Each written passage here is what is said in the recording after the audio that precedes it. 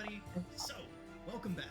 Last week, while preparing to depart from the Amber Dune hideout, you all learned of a bit of a danger that was presented by your new were-rat enemies, and you also learned of an ambush that they had waiting for you at Worm's Crossing, the primary point of entry into Baldur's Gate. And so, knowing the danger that awaited you there and at many other of the main exits and entrances into Baldur's Gate, you decided to avoid those means of leaving the city and find a different way out.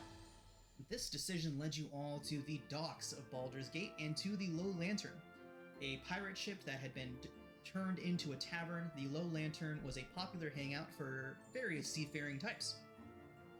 As such, it did not take long for you all to find some new friends and secure passage to Candlekeep.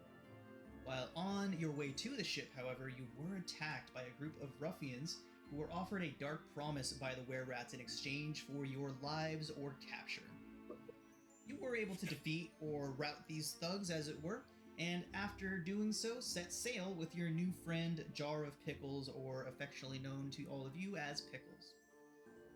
So, with your new Tabaxi pirate friend, you all set sail on his little sloop that he may or may not have accidentally maybe stolen from Candlekeep.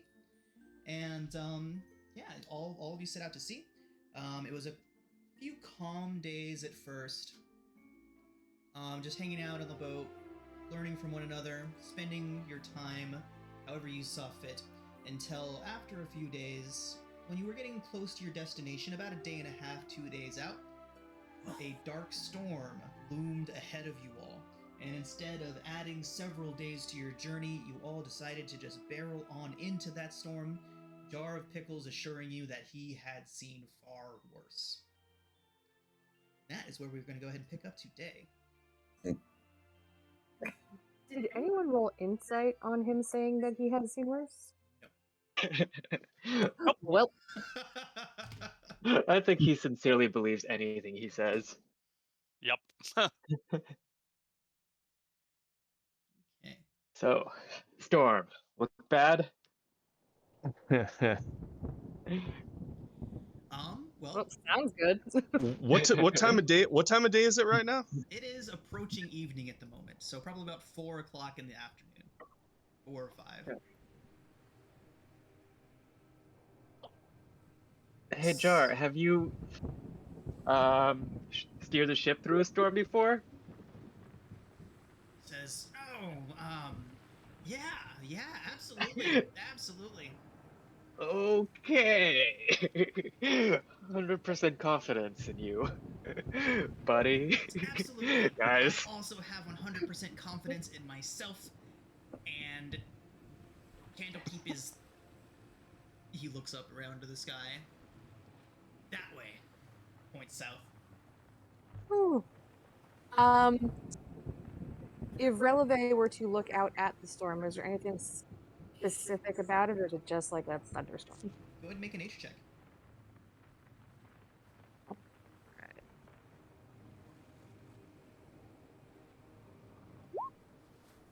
Ooh, I'm sorry. I should do it twice. Oh, so the 10. 10's decent. 10 is, I believe, is average. So, I mean, you can tell that it's a passable storm. It is certainly no hurricane, nor does it look like it's going to become one. But aside from that, hard to tell. Ooh, I hope you guys like to get wet. As you say that, a wave crashes into the side of the ship, spraying water up and over everybody. Pickles looks pissed. Okay, I didn't actually do that. Yeah, Is there anything we can do to help, Pickles? Says, well, I normally don't sail with the crew. I just kind of leave the sail up, and then I pull this, and then he pulls on a rope, and then the sail goes, and then I steer it. Okay. Any of you guys know how to sail a ship? No. I do not. Nope. We'll figure it out together. Is there like any I'm known histories of ship sailing through storms? Does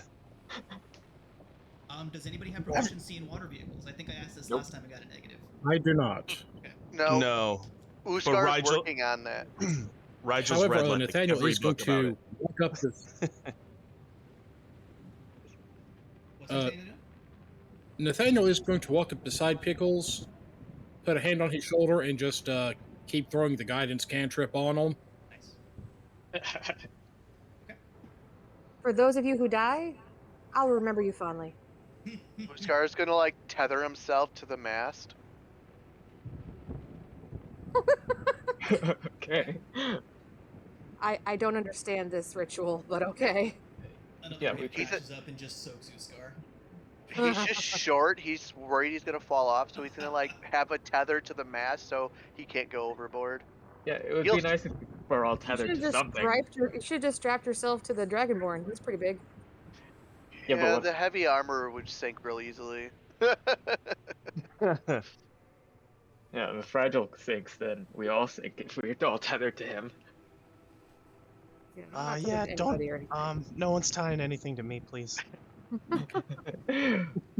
Well, let's all follow suit and tie ourselves to a part of the ship. Pickles looks over No, the thank you. over the helm and says, "Better make the ropes long. It's gonna take us at least a day to get through this, guys." Oh, what? Oh my- A day? An entire day? At least, probably two. Is it bad What? that Releve is super excited about this? Does Uskar's ready anyone to know go how to- down. Let's get on with it. So yeah. So Uskar's gonna tie himself to the mast, but he's also gonna be by Pickles to watch how he does it, so he can continue learning. Make an insight check. Pickles has no idea what he's doing. Pickles knows exactly what he's doing. Aw. Believes himself that much. The Uskar- confidence. Uskar Why do I completely picture trusts him. Pickles just going every time he turns the wheel? I'm I love picturing that. him That would probably be because posed that's exactly on what this- he's doing. picturing posed on the side of the wheel like Johnny Depp or something. Would it be safe at all to be below decks? Pickles. Pickle says, "Absolutely. If you don't want to be up here," and then he heaves the wheel, he heaves the helm off to the side to steer you guys around a particularly large swell, and says, "Yeah, you can hang out down there. It's a lot safer. You don't have to worry about going overboard. But you can't really help from down there." And as he's saying that, he shouts out for somebody to grab. He points towards a couple of loose ropes. I'm sorry, guys. I know nothing about sailing. I'm just faking it all the way. But he points towards a couple of loose ropes. He doesn't say that. That's me, DM, saying that for. Sorry. But Pickles points towards a few loose ropes that are flapping around and asks if anyone might be able to pull those down. Releve will happily try with her -1 strength modifier. Oh yeah, go ahead and make an athletics check. Can I help her Yes, with yes, that? you may. Patches. So get some advantage. Okay. So relevant. As you grab onto the ropes that Pickles was pointing at, they are most definitely tied to the sails, and he's trying to get more wind into them to try and pull you guys out of these swells that you're in right now.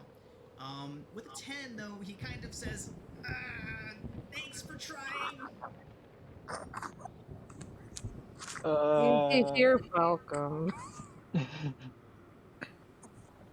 Where were you on that one, Uskar? Tied to the mast. freaking mast. Oh yeah. Scared for his life. Wait, are think you it's a tied little- to it like No, no, like I'm flush against it? No, I'm tethered to it. Tethered, not tied. I think it stinks that an air genasi has no control over the air. Hey, Pickles, would an unseen servant help? She's just gonna blow, like, puff her cheeks out and blow at it. Says, "Can it pull?" Yeah, I think, let me put it up on VT. How much force Strength can of it? 2. Strength Strength of of 2. Strength of 2. I'll try to grab a hold of it if need be. So, yeah, go ahead and make an athletics check. Okay. So you are able to secure the lines that Pickles was pointing at, and now that that is done, you guys see Pickles visibly relax a bit, and he looks around. And he says, "Oh, that was almost bad, but just messing with you guys. I totally know what I'm doing here. Now, have any of you served on a ship before? Nope. Sadly, no. Okay. Make it work. I don't have a lot of experience with water. All right, so as the only one here that actually knows what they're doing, he takes his hat and does a bit of a flourish. I'll be your captain. Were you not the captain already? He looks around. What you were. Rigel salutes and then starts clapping and then looks around. Is that? I don't know what we're supposed to do here. I need a first mate. Okay. Somebody that can be angry enough to scare everybody else into doing a good job. Ushgar just laughs. I got that. All right, and we need a bosun. Somebody who's got the muscle to put the things right when they go wrong. Actually have the muscle, it just looks like they have the muscle. Releve is gonna nudge Rigel. All right. Oh, Rigel has muscle. Okay, I guess that's me. Then we need a quartermaster. Somebody who can read the sky, read the seas. Somebody who knows their way around Mother Nature. That seems like more suited to my job. Like, Yeah. Yeah. Yeah. Right till you do that. So more specifically, you guys, the first mate is going to be making charisma checks when things get bad. Oh, The that's boss- not Uskar. Okay, Alec. It's intimidation. Alec will take care of that. The bosun, their responsibility will be strength, and a proficiency with carpenter's tools will help. Leatherworking tools. I almost took the other one. A proficiency with carpenter's tools will help. Sadly, I do not have proficiency with that. I'm your strength-based guy, though, so that'll be me. Okay. And the quartermaster, wisdom in nature for navigation and that sort of thing. Rigel. Yeah, that seems me, huh? That's us. Yep. Yep. So things are going pretty okay right now. You know, the ship's rocking around. Every now and then, Pickles looks a little bit concerned, steering the ship away from a particularly large swell. But for the most part, it seems to be going pretty well. Is there anything in particular you guys would like to do while... I mean, you guys are amid storm, but it's not like a hurricane. It's not anything too crazy like that. So is there anything anyone would like to do while embroiled in this inclement weather?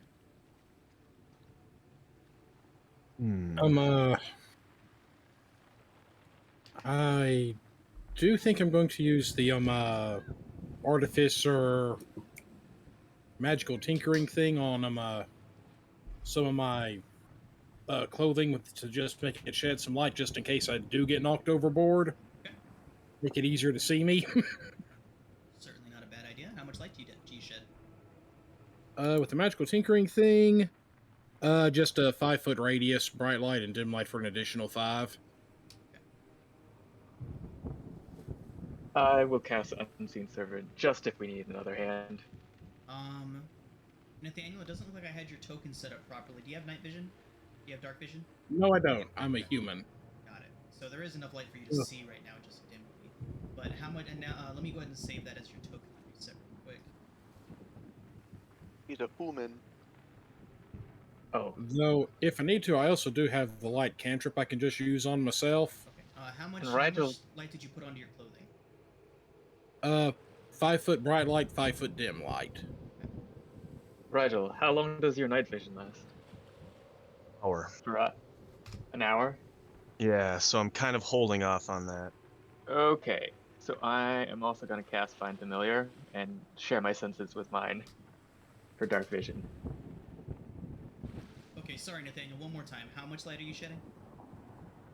With the magical tinkering, 5-foot radius of bright light, and 5 feet after that of dim light. Enough where I can at least see what I'm doing. Okay, should be good to go. And That one just stays till I get rid of it, as opposed to the light cantrip where I'd have to recast it a few times. So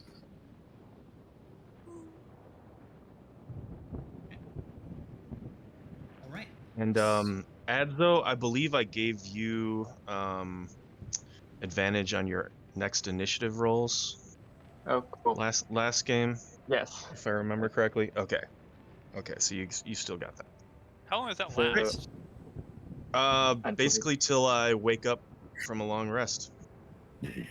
So, probably happened already. Yeah, because we're like on our third or fourth day of travel. Well, I just keep touching Keep doing it? him, and Okay. giving it to him Okay. until.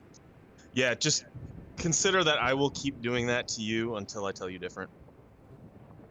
Yeah. Okay. And Sean, can you give me 60 feet of dark vision? And now that I have my Find Familiar up. Done. Oh, wow. That is. I see everything. Me too. It's amazing. To be honest, it looks cooler without it, though. Yes, it Yeah, did. I'm sure.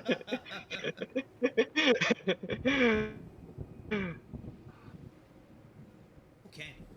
So, Oh, go ahead. sorry, my bad. Just a point of order. Vigilant Blessing only. It lasts until the character makes the initiative roll, so I have to keep Oh. giving it to him after every initiative. So Oh, I'll keep so that. it's I'll keep not- that in mind. I thought it not- for some reason I thought it was tied to long rests, but must have been thinking of something else. Maybe you can give it to someone after another long rest. So you can like accrue several advantages over a day or over a few days. Can that happen? Well, I I don't doubt think. it. Not many This- things stack in D&D. Yeah. I Yeah. looked into this the other day specifically, and not this one specifically, but how abilities stack with one another. And the general rule is that unless it specifically says that you can have multiple instances of it, the same ability can't stack multiple times with the same effect. Yeah, the benefit ends immediately after you take advantage of it. So. I'm not saying stack, but like, can you give it to 4 people over the course of 4 days, even if we don't What's the ability? roll initiative?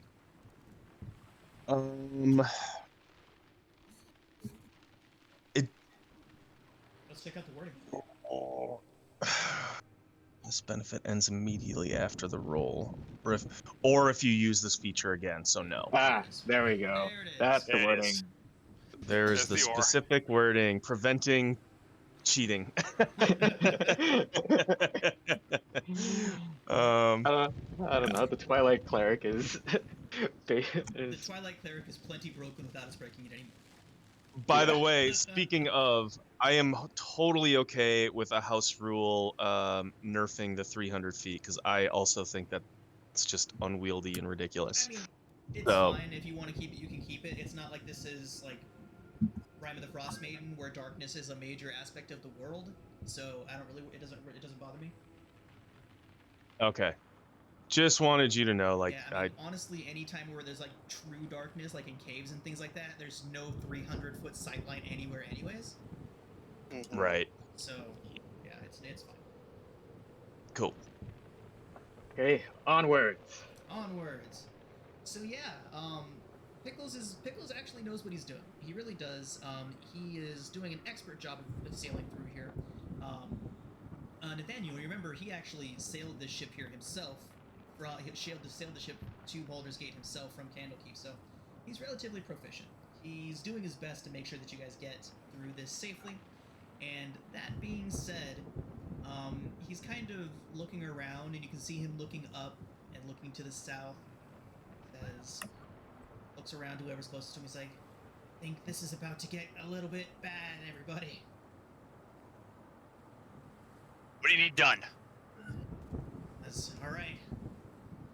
In a few minutes, wind is gonna pick up. Waves are gonna get big. I'll do my best to keep us on course. But he looks over. Who's the first mate? Who's the charisma intimidation? Like, Who is it? I am. I am, Alec. All right. Pickles looks over. I'm never gonna get used to you changing. But your job is to just make sure everyone stays on task, make sure they all stay on track, and they've all got something to do.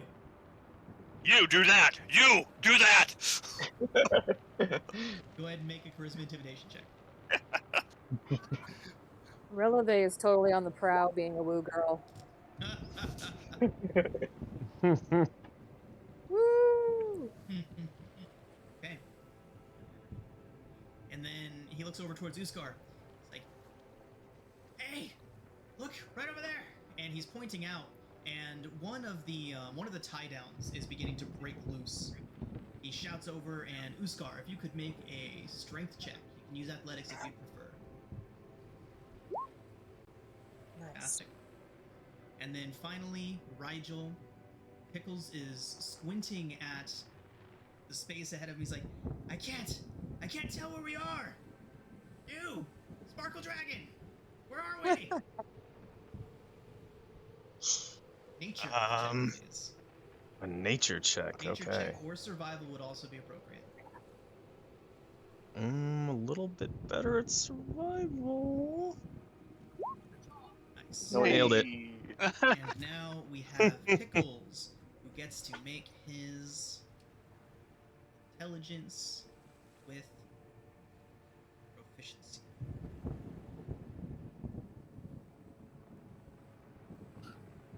+2 bonus to this. 3 bonus to this.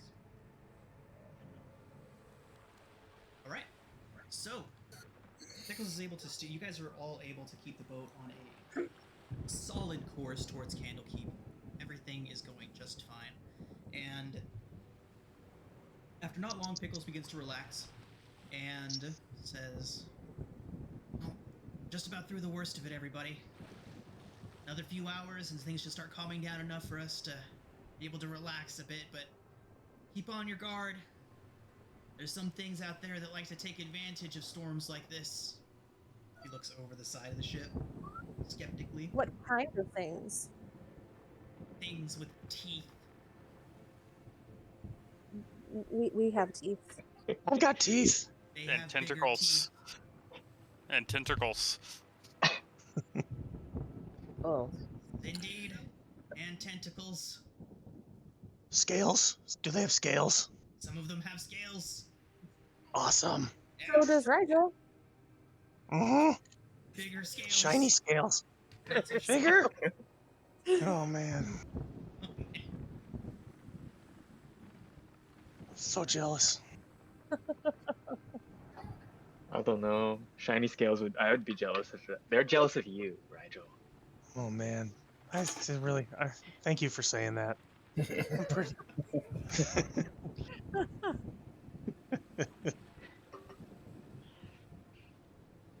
Right. So, storm continues for quite some time. As Pickles mentions, it will take quite some time to get through this, most of the day. The first major swell has abated, and I do need somebody to now roll a d20 for me. First one to hit the board will be counted.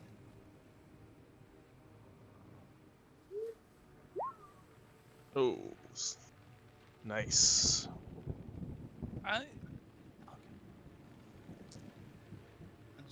We'll just suffice it to say that nobody wanted Ace's roll to happen. Nope. Oh. I knew that. Noted. High is bad. So, the winds begin to pick up a little bit. Things are getting a little bit more dicey. The swells are getting higher. Some of them even high enough to completely engulf the ship if the steering was not adequate. But Pickles does manage to keep you guys out of the woods for the most part. Until you guys, anyone looking towards Pickles would see their eyes just get super wide, and he looks up and says, "I can't get around that one. No, brace!" And as he looks over, this massive wave is just like lifting the ship up. It's almost like the movie cover Perfect Storm comes to mind. Everybody died in that. But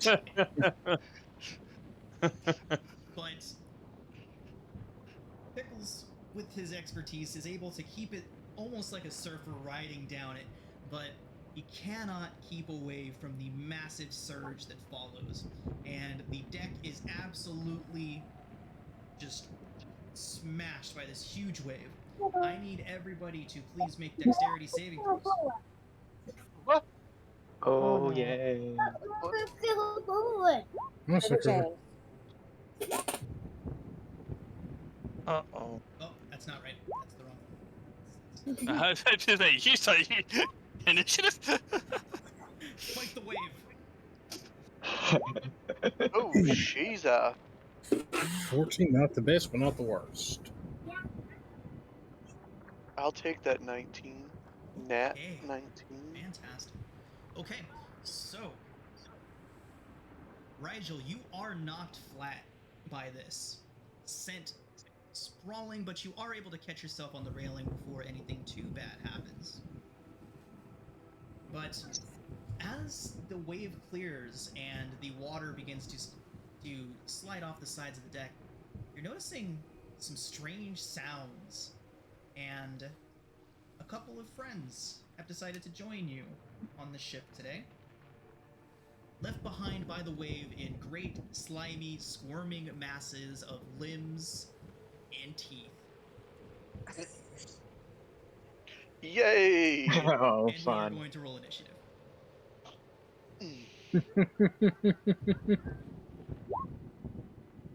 Oh. 25. Oh. Oofda. Oh. Roll it again. Oh, mine was bad. Oh my god, I forgot how to roll 20 and I'm not selecting my... How to roll 20. Oh no. Okay, I got it this time. I'm putting the original 25. The fact that you got 25 twice, though, is pretty good. Nice.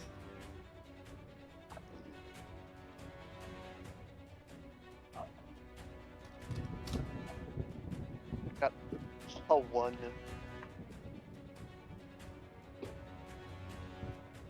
So Pickles just screams like, "Ah, get him!"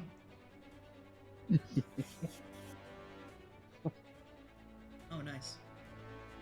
All right, man. The Octopus acts third with a 20 initiative. That's impressive. Adso, you're up. Okay, well, first things first, I kind of want to get out of here, so I am just misty stepping out. Sorry, Rigel. La boop. Yeah. And yeah, throwing a firebolt at it. 17 hits. Okay, 4 fire damage. Let me use my... You see the two black eyes just swing towards you, Adso. The brow narrows in a very angry octopus face.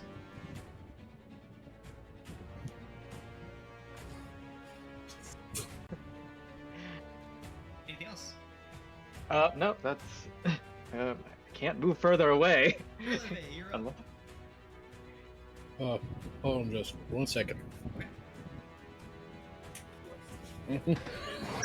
Sorry, Releve is going to target this dude, I think. How do you? I'm sorry. How do you target again? There's no target. Just tell me what you want to do and Oh, who you want to do. I will cast Thunder Wave at the big ugly one closest to me. Okay, you may want to consider Moving. Can you put the Thunder Wave up there for us? I think you might want to be next to him to do that. Okay. Good. That's a good one though. If you can. Yeah, 15-foot cube originating from you. So if you get to here, I don't know if there's a safe place you can do that from. 15-foot cube originating from you. Here, let me get the marker out. Thank you. I'm sorry. I'm not trying to be a pain. No worries at all. Thunder Wave 3x3. Okay, cool. That's actually helpful.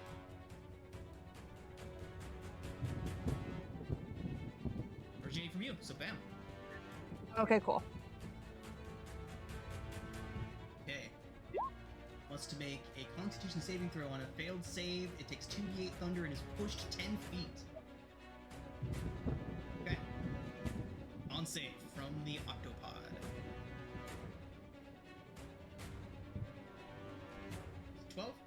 He does get an 11. Yes. Yay! So 2d8. 8.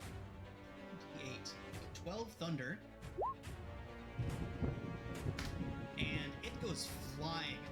Arms and its many legs clinging onto the side of the ship for dear life as it tries to haul itself back up and keep itself from falling over the side.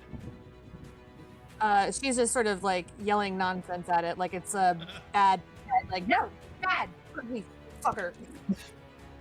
Right, anything else? Nope, I'm done. Pickles is gonna look over and say, ah! And he pulls his light crossbow and just takes a shot with one hand still on the wheel. Nice. Ah, misses. And that brings us to the Octopus. And the first one is going to start lashing out at those closest to it.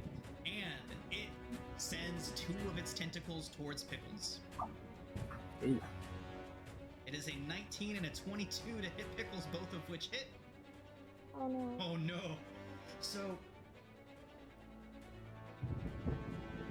Pickles takes 15 bludgeoning damage, and you see the octopus wrap one of its tentacles around Pickles and just haul him almost a few inches off the ground. He loses his grip on the wheel, on the helm. And I need everyone to make dexterity saving throws as the ship loses control in the storm. Come on, Pickles.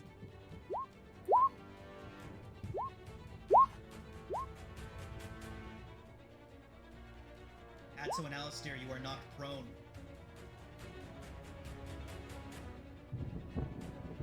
Pickle shrieks, help! Ah!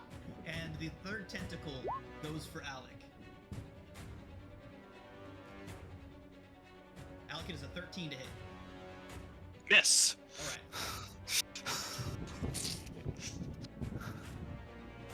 Brings us to the next octopus, who is quite upset at nearly being forcibly removed from his new home. He shoots several tentacles out, and with almost scary precision and reach, he's going to strike Releve, Rigel, and Adso. And Releve.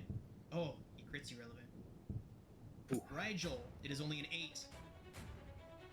Miss. Sorry, Rigel, are you prone? Who's prone? Adso. Okay, just Adso and Alistair. Never mind. Okay. So 8 to hit, and then Adso, who is unfortunately prone. It also crits you. 8 on the. Wait, 1 second. Never mind. Sorry, that's a previous one. So. Am I prone? Adso should be prone. Yes. Okay. Adso and Alistair failed the dex saves on that one when Rigel got pulled away from the steering. When Pickles got pulled away from the steering, sorry. Names are not my thing today, apparently. Okay, so it was 13 was for Alec, the crit for 25 was Releve, and an 8 for Rigel, and then this last one is for Adso. Adso, it is a 20 to hit you.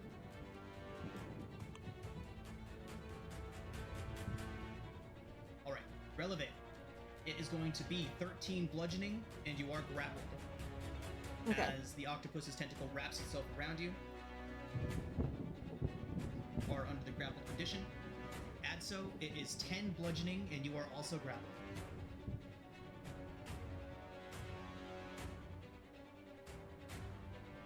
Daniel, you're up. I'm looking at this one that just grabbed Pickles. He's going to. That's close enough for a kid where he'd have disadvantage with a crossbow. So.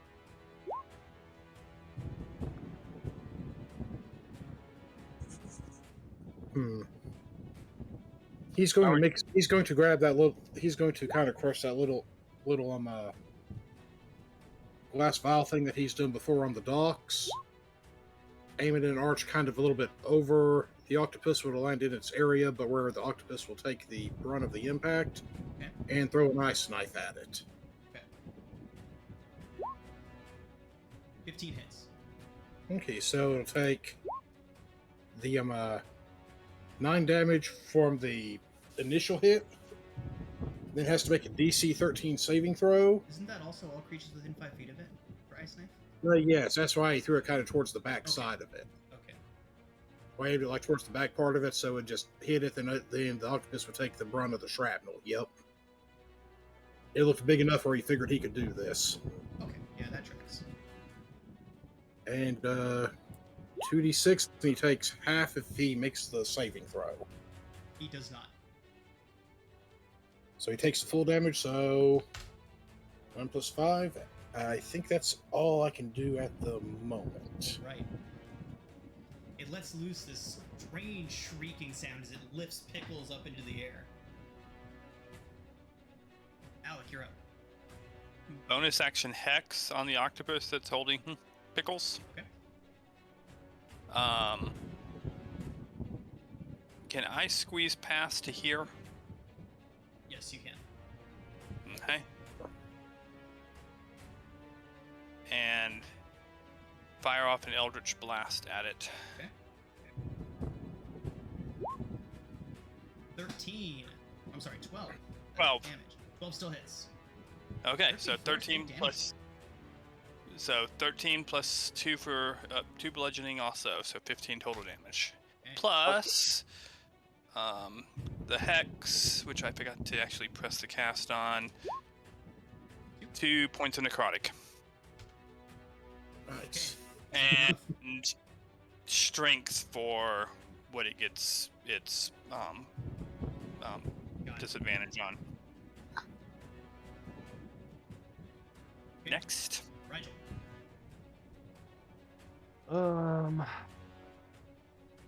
So is this one down here looking pretty?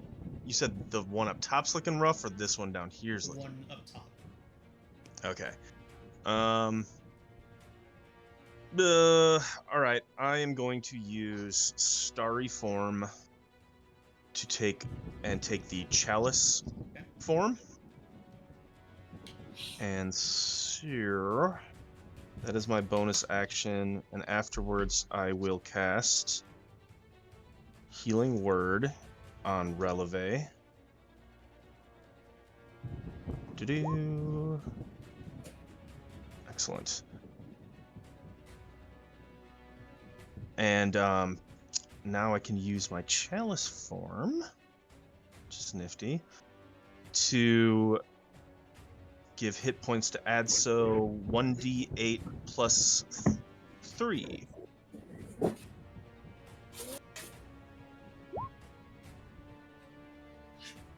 So Adzo, you get 5.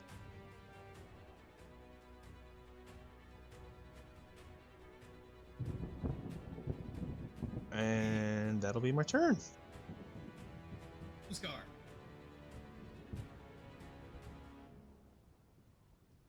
These huge or these large creatures? They're large. Thank goodness. Alright. So we've also come to terms that they have a good range, so if I move here, I'm not getting an opportunity to act. Correct. Their range is quite extensive. Okay. So, we're going to go after a big guy up top. Oh no. Womp womp womp. That's Indeed. Oh boy. nothing lately. That's an inspiration. Not wasting inspiration this early. Hey, you got a kernel shift. What's that do? Roll it. Reroll? Okay. There you go. Boom. Does a 15 hit? A 15 hits. Alright. So with that, I'm also going to add a trip attack. I would like to point out the nature of a octopus. Are you trying to knock this thing prone? Well, can I? I'm is- just doing it also to add damage. Okay, if you're trying to add damage, that's one thing, but this thing can't be knocked prone. It is already prone, just like splayed out all over a huge portion of the deck, so That's fine. I added a good amount of damage, so. like not prone mechanically, but it does. This thing cannot be knocked prone. Okay. Yeah, the But I concept did- of tripping an octopus is pretty. Yeah. Hey, I never know. So, Alright. but I still added 7 extra damage to it, so I'm not mad. So 18 damage. Yep. Nice. So as you hack at this thing's body, you strike right at where Pickles is being held, and the limb that had Pickles just drops away. The tentacle wrapping around him completely slacks and relaxes. Pickles drops to the ground. He's like, "Ah! What the hell took you so long?" And then he grabs the wheel. Sorry, I'm fat and slow. Leave me alone. Okay, I'm sorry. And that will be his turd. That's so. We're grappled.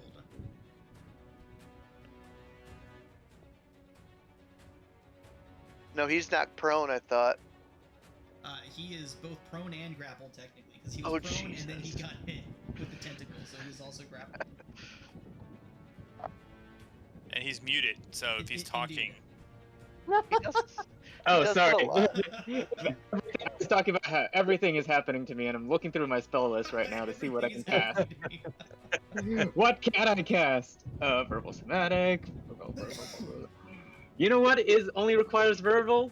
Is Misty Step. Oh, nice. So, yeah, Where you headed? just here. Hopefully that's out of range, and yeah. I guess I can only hurl cantrip now, so why not? 14 hits. Okay. Let's go for the one that's that's almost All right. dead. It is now more almost dead. Okay, that's turn. Relevate, you're up. All right. Am I able to move when I'm grappled or no? So your movement becomes 0. I'll go ahead and toss it up there real quick. Okay. Your speed is 0. That's basically it. You just can't move. Okay. Um, So then my thunder wave is pretty much useless. yeah. So I would like to. No, because it says Thunderwave down at the bottom here. So the Oh, hey. condition also ends. It removes grapple touches when creatures hurled Oh, away yay. by Thunderwave. Thank you for actually reading it. I don't think you're close enough though. yeah. I mean, Okay. I would allow it if you want to use a thunder wave to get out of the grapple. Okay. It's too Thank far you. for you to actually like be knocked away and take the damage, but it will immediately end the grapple on you. Because it's a teleport, isn't it? And it's not. No, that's Thunder No. Step. No. Oh, okay. Yes, and I'm going to thunder wave again to get out of the grapple. Whereas you feel a shockwave just like push past you. Alec would also feel said shockwave. And then for my bonus action, I would like to. Who's next after me? Let's give Nathaniel a bardic inspiration, please. And I'm done. Oh, I'm gonna move. I'm gonna get somewhere. Where do I want to go? They have a very long reach, so careful when you move. Yeah. Yes. Into the water.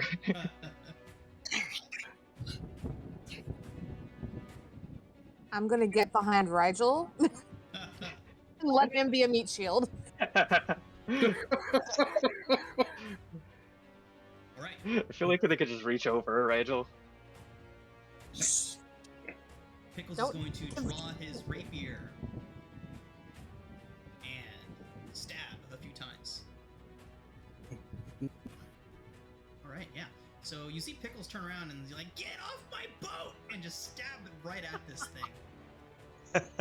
And it is, jeez, it is a 24, an 8, and a 12. Wow.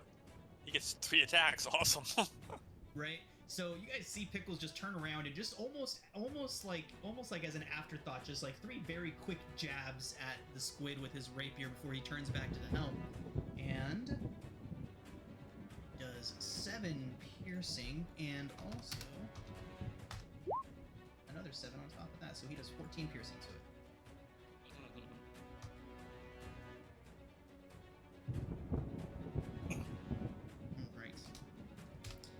Right. It is on its last leg. It is still kicking. And as such, gravely wounded, it is going to slowly start slinking its way back into the water. Anyone that would like to can make an opportunity attack. Oh yeah. Oh yeah. Oh yeah. I'll take a swing since it was within 5 feet. Okay. 25 hits. 6 does not. So 6 Wow. bludgeoning. Cypher, Alright. what's up with your rolls today? So the mace catches it square in the face, and it just completely goes bone white, almost as if like a switch was flipped. The second it dies, it immediately just goes pale white.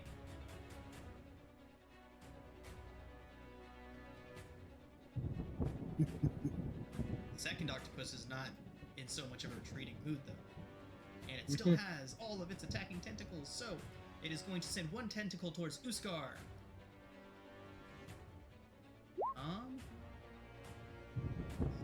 Can't reach Adso. Yay! I got out of it. So yeah, it's gonna be Uskar and then the 2 other closest to it. So Uskar, Rigel, and we'll say Alec. Thank you, Meat Shield. Uskar is a 20 to hit, Womp womp. Yeah, it hits. 8 bludgeoning, and you are grappled. Alec, 8.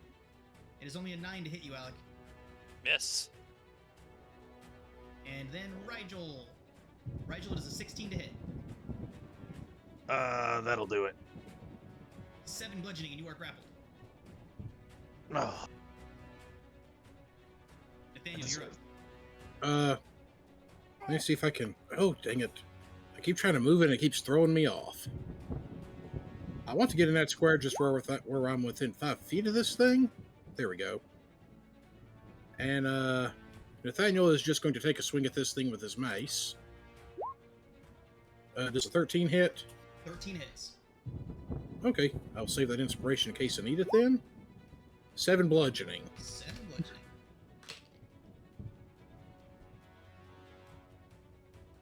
And there's just a grin on his face and just a faint little ripple around his mace head since he has one of his infusions in it. Okay. All right. Alec, you're up. Bonus action, move the hex to the last octopus. Yes. And Eldritch Blast! Does 12 hit. 12 hits. So 14 force, 2 bludgeoning, and 5 necrotic. Nice. 16, 21 damage. Awesome. Gravely wounded. oh. Okay, finish it Nice. off, guys. And I will move to like way over here.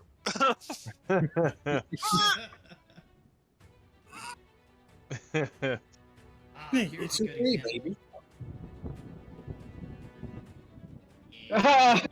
Oh God. Yeah, trip that. So Ugh. scary. Okay. Aliens. Now, I don't get grappled a lot in my adventures. I can still attack, like make a physical attack as normal. You can. Can I not? Okay. I'll start off doing that. I think this is the first time Rigel has ever swung his scimitar, 9 does not. and it hit. shows. And it shows.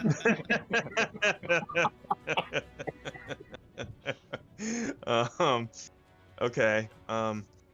Oh boy, that didn't work out. Okay. Let's try another healing word. I'm gonna healing word myself. Ooh, big time. And then I will use the chalice again. It's 1. I'm sorry, 1d8 plus 3. And this will go to Releve. Yeah. Thank you. Didn't we establish that those can't be used together on the same turn? Or is it No, it's the No, chalice. I cheated on the first turn. Okay. I can't go into Starry because I forgot that Starry Form and Healing are both bonus actions. Okay, but using the chalice after that is not a bonus action? No. No, that's just like an added feature too. Okay. So Thank you. I apologize, No everyone worries. out there in the Yeah. world watching this. I realize I'm a cheater. Luckily, Fully admit it. our videos don't get enough views for the internet monster. Right. All right, that's my turn. All right. Uskar. So, I'm grappled, so that means there's a tentacle reaching out towards me, so I can attack this guy technically. Sure, yeah, I'll allow it. All right. Attack the tentacle that's got you. Heck yeah, that was my thought. Hits. Hey. Nice. All right, and I'm going to a trip tack it again.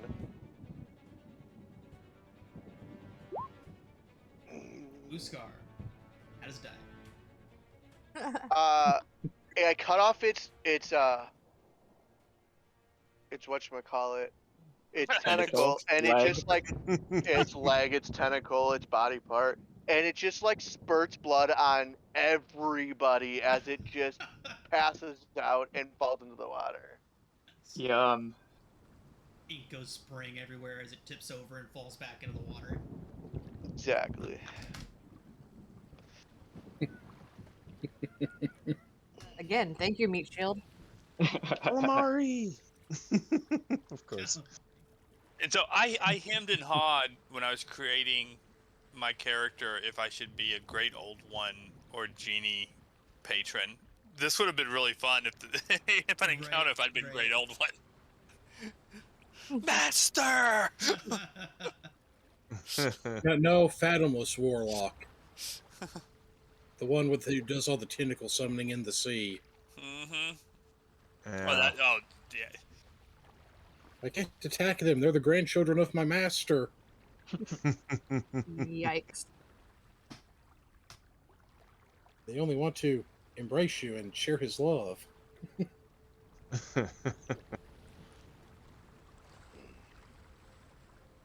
Releve thoroughly did not enjoy whatever the hell that was. Too many arms. Too close to a Mind Slayer. Let's get out of here. Pickles, are you okay to steer? He says, yeah, I'm good. Okay. We'll speed ahead. You do that! You do that! Tie that! Lift that! Uskar's just tying things while he's flipping you off. He's like, I'm gonna do it, but I'm not gonna be happy about it. Rigel's just picking things up and putting them back down where they were.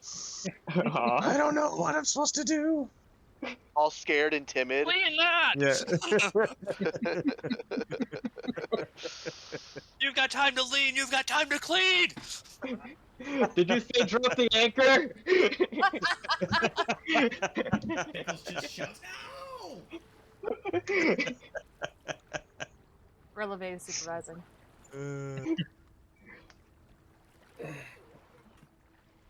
Did you say drop?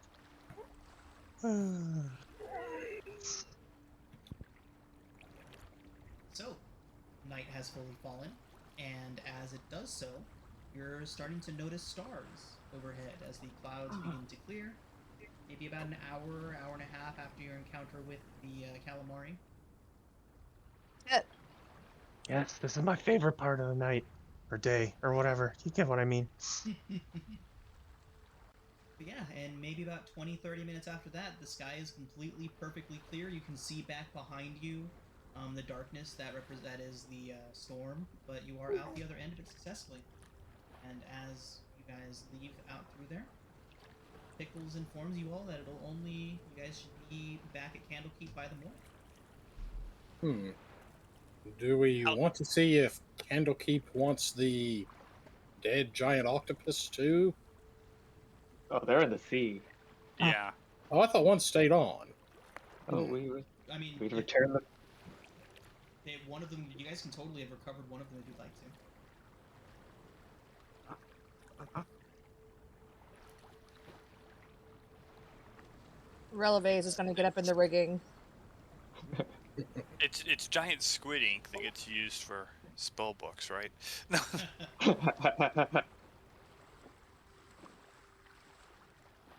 Sure, we could fashion it to be some sort of.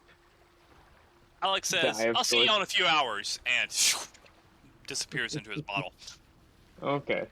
If the bottle accidentally got tipped overboard, Hey, now it's time. No, he goes down below before he does that. Like kick the can with the bottle. Does the bottle have an AC? The bottle is actually like flying around, like just out of your reach, and then like goes down into the hold. So, People try to question: reach out are we for it, the capable- bottle dodges. So, question: are we able to take his bottle and place it in just any place we want to? Like, just move what room he started out in, or something, to startle him when he comes back out. Or use it for robbery? If you can catch it. so if he's in his bottle, can we like carry him with us if we move, or do we just wait for him to catch up? I think we'll leave that up to Alistair. However, Okay. he decides it's okay to interact with his bottle. Okay. 'Cause there's actually some pretty. In thinking about it, there could be some pretty solid options with him hiding in that thing. Oh, absolutely, and especially since his invisible familiar is carrying it around right now. Cool. Nice. That's why it's flying around. So, You just carried around by somebody. Nice. That's great. that means I can see it because my familiar sees invisible stuff. Then you see an invisible bat flying around with the bottle. Okay. Fun times. Man, What he is sure the gets airspeed around. of a laden African swallow? Well, you said it's African, so we can't ask the question African or European.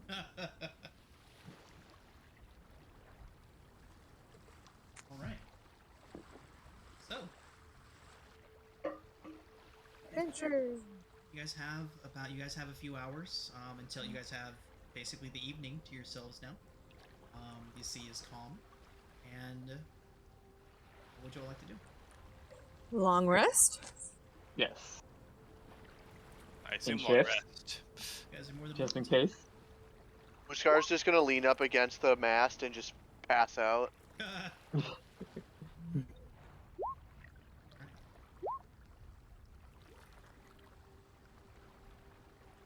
Releve does nap time in the crow's nest.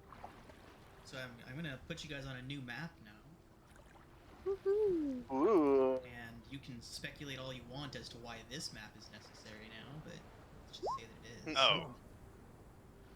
Ooh, we got Not lots of places to necessarily- Not go. necessarily immediately necessary, but That's cool. yeah, this is. Let's turn this into The moon shays. So- Shades. So we're just gonna turn this into an completely aquatic campaign. Yep, I think so. Let's do it. So, that actually brings me to a good point. Is there any locations or cool places in the Sword Coast or the North or Faerun in general that you guys have just always wanted to go check out? I think somebody mentioned Cormyr at some point. That might have been a different game. Or Amun? I'm kind of game for wherever we want, wherever we go. Same. I've never visited the place where all the Jinn rule. That's the Elemental Planes. And rest No, assured. there's a place. Okay. I thought there was a place in Faerun that they were like taking over. I'm not familiar with that lore. If you can find any reference for me, I'd love to read it or watch it or listen to it or whatever. There's no mountains in here, so Uskar's just like wherever this takes us. Mountains have a pretty tough- Rigel He likes Rigel wants to go to mountains. space. Rigel wants to go to space. Sorry, Is there a rocket Mhm. ship? but Spelljammer is not a thing yet, unfortunately. Oh, there is. So There's if we do, sunset. there's always Dungeon of the Mad Mage, and on one of the levels you go to an asteroid controlled by the Githyanki. What the fuck? I did not know that. Yep, Damn. That's legit. I'm Actually, not look- really familiar enough with Faerun to know that is what legit. Okay. where to go. Okay. Uskar would be interested in Darkhold for As sure. you guys are looking around on the map and kind of just exploring around on it, if you see any place and say that's a cool looking place, just let me know. The nature of this campaign, there's a lot of these adventures that I can literally just drop anywhere. So I have our plot planned for a couple of them, but not very far out. So this is a very much evolving campaign. So if you hear a piece of lore and you want to hear a little bit more, and you want to maybe try and interact with it somehow, just let me know. Neverwinter. Winter's always fun. Let's go back to 10 Towns. Want to go back to 10 Towns? The number one place on Alistair's list is the Underdark. Oh yeah. Yes, I'm fully aware of that. I actually have your backstory info right here. I need to flesh my backstory out eventually. Yeah, anytime you guys add to your backstory, just let me know so I can know to add stuff to my own notes. Yeah, we've got at least a little bit for everybody, so we got enough to work with. I'm pretty sure I'm gonna have fun wherever you drop me.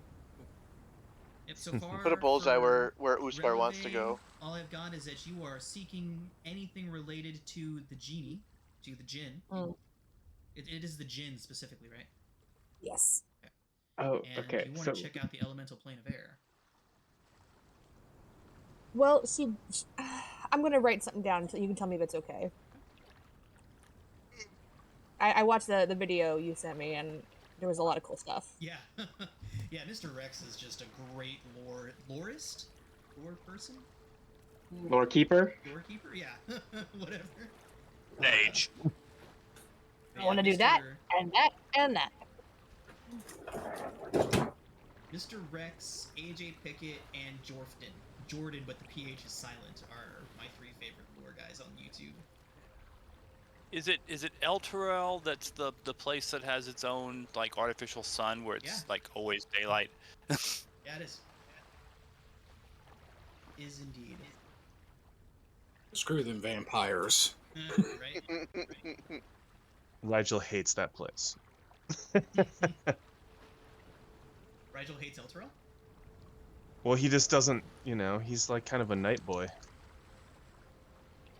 He likes, Circle of the Stars, light pollution sucks. yeah, light pollution sucks for him. It's not his thing. Yeah, I get that. Yeah, I'll check that out, John. Thank you. Yeah. Oh, my hometown is on this map. Nice. It's a big boy map, and I am not opposed to getting the other half of a run in here too. So it's just the west.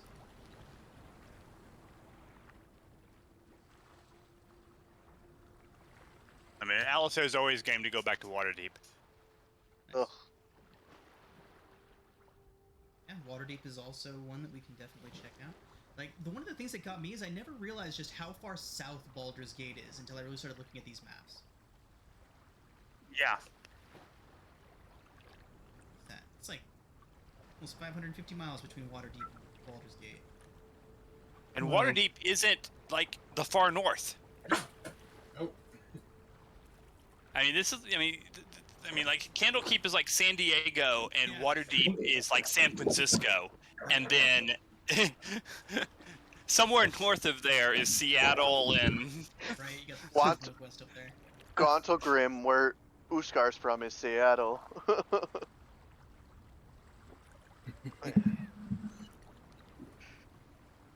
Is everyone That's taking their fun. long rest? Yep. yes. Oh, yes. I'm Yeah. just looking at the map. Yeah, I'm gonna I've never zoom actually out really so looked that at it. YouTube can see our play area now too. Don't mind my bullseye. That's just where Uskar's interested in going. Ah, Serpent Mountains. No, the far Darkhold. hills, This- Darkhold. Darkhold. Excuse me. That's gonna sound great on the YouTube. And the Sunset Mountains.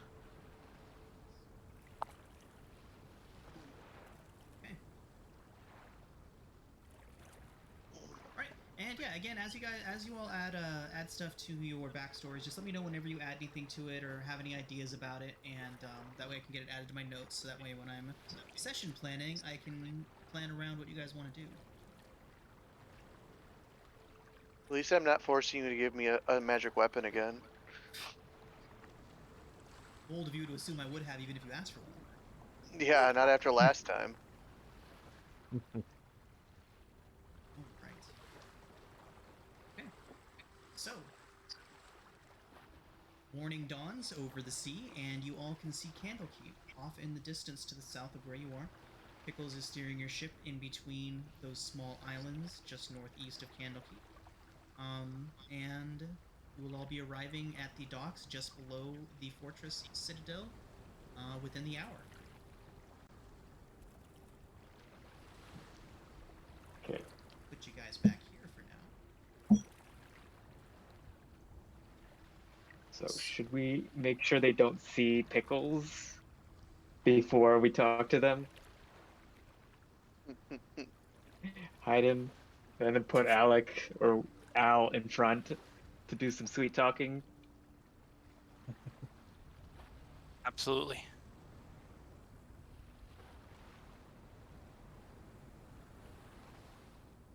Is there a dock in Candlekeep? Not on the way it's written, but I always just imagined it was somewhere like over in this area. Okay. Somewhere near the Court of Air. Makes sense. Yeah, Like I just over figured here. there was a dot somewhere around there. Yeah, most definitely.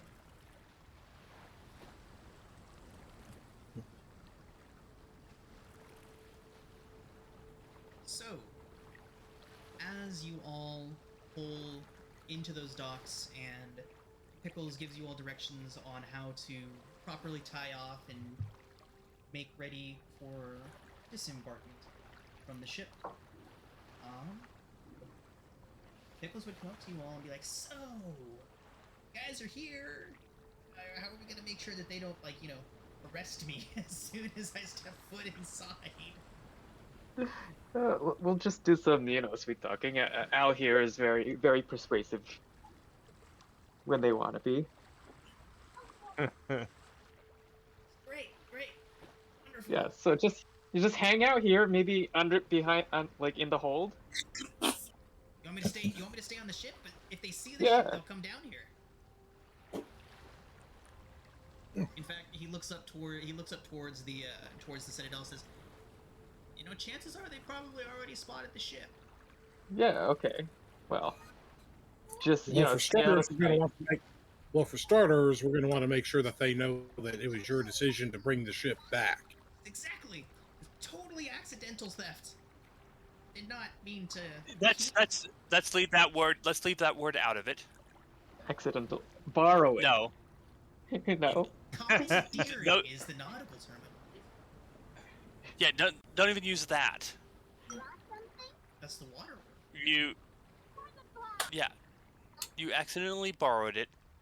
Borrowed, right. Borrowed. And now we're back. It was an And you emergency. came upon us and were glad to bring us back and bring the ship back at the same time. That all sounds like the truth. No, and it really was an emergency. I mean, it was a boat and a bar. I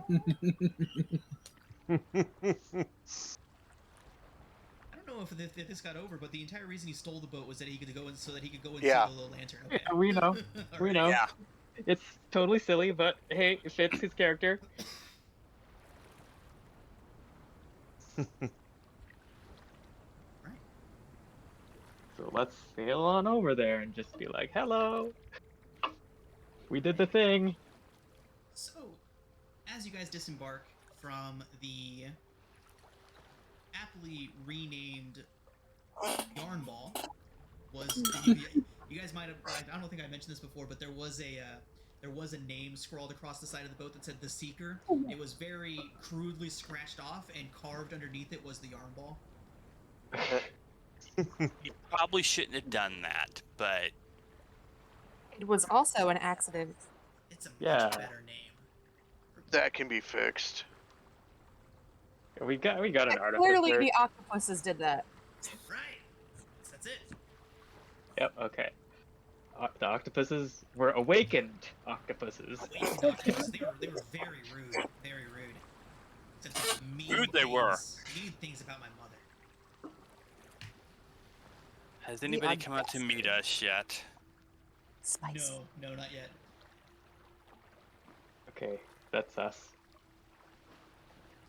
Alizorax will be marching down the gangplank and down the dock. Releve is ready to tell the people of Candlekeep about the heroics of Pickle and how he valiantly saved the ship and was able to return it to Candlekeep. All right. You need to compose a song. Oh, she's doing it, don't you worry. All right. So as What you guys rhymes with badass? Nice. So as you guys are making your way off the docks and towards the Way of the Lion to make your way back to the ship, you all see the familiar face of Miss Sprig Summerfoot. You see that she is not really looking for you all. She's kind of just like running down towards the docks. And then she stops as she sees you all, and she's like, "Oh, you're back! You're back! Wonderful, wonderful! I was actually sent to check on that. Where did that? Did you come on that boat? Did you get here on that?" You did. Of course we did. How exactly did you get that? We ran it. As she says that, she hands up a bag just absently to whoever's next to her. Alizorax will grab it. Jing, jing, jing. It's a bunch of cookies. No. Cookies. Yes, I want the That's cookies. what's munching cookies. Passes the cookies around. Thank you. There are far more cookies in there than the bag seems like it should be able to hold. Yes, it's a bag of cookie holding. And so she looks around and she says, "So how did you come across that boat?" Pickles is like got a cowl over his head and he's crouched low back behind Rigel. Well, this valiant tabaxi, and she's just gonna yank him forward, was telling us how he had to bring this ship back, and we wanted to make sure that it would seem like a convenient way for us to come home. She crosses And he- her arms and like tapping her foot. And he rescued us from a horde of rare rats. He very valiantly kept this ship super safe. We watched the whole thing. There were some crazy things out there, and he was just an amazing captain. You killed an octopus. Y'all should hire him. I bet he could tell you some amazing stories. Pickles kind of smiles at Sprig and Sprig says, "At least you didn't destroy this one, Pickles." And Pickles is, One. "Hi, Sprig." Hi, Sprig. Scar's gonna roll his eyes. Happy to be back. You know, sorry. Borrowed. He looks over towards you all. Borrowed your boat without asking. It's in perfectly good shape. See? What? Sprig looks more annoyed than anything else. He says, "Well, if you were able to help then I assume we'll go ahead and let it go this time. Just please try not to take anything else without asking, Pickles." And she looks back towards all of you and says, "We work with Pickles quite often. He is a truly wonderful thief, but he's prone to eccentricities." Nathaniel actually found a really cool way to handle that if you have a little red stone. Yeah, it's pretty simple. Red stone? And he reaches into a pouch and pulls a little pebble and just starts causing it to glow bright red. Like a laser dot. Yep. Pickles' pupils immediately dilate. He gets down on all fours into like a crouched, ready to pounce position. See him reaching for a dagger. Oh my god. A split second later, he leaps. Yeah! Stabs into the ground with the dagger and lifts it up. See? How did he manage to take the ship ever? He's an excellent thief. Borrower. Sprig says, no, he's a thief. It's why we hired him. Oh, okay. What did you hire him to steal? Well, last time we had to send him up north to Luskin. There was a certain book in the possession of the Arcane Brotherhood that, let's just say, they had come across in less than savory means, and the library wanted it. So we sent Pickles here. Okay, as long as, Sounds no one about died. Pickles, did anyone die? No one that didn't deserve it! He stabs at the dot a couple more times. That's the important thing. Make sure it's only the folks who deserve it. Okay. Never change. Pickles, never change.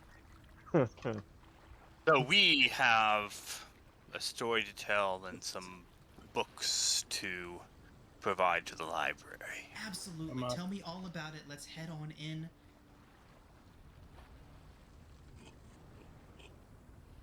Right. And we will begin retelling the tale of the Amber Dune pack and pulling out a stack of 6 books. So Sprig's going over all these. She's like, you managed. Wow. And a Lamia, well, let's not call her a not evil Lamia, a Lamia that had broken away from the grip of Rust. Yes, apparently. Well then, we will of course purchase these books from them. We'll send someone out to Baldur's Gate right away to make contact with the Amber Dunes, and help out their patron as soon as we can. We will most certainly.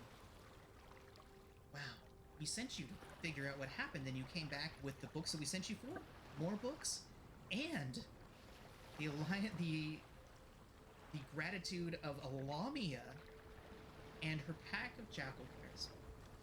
That is just truly, truly impressive. Well, you all can go ahead and hang out for a little while. I, of course, have to take this news to the great readers and see what they might want to do. I'm sure rewards are in order, but I'm certainly not the one to be giving you any sort of rewards, but I'll be happy to relay this information to the great readers, and I'll get back with you soon.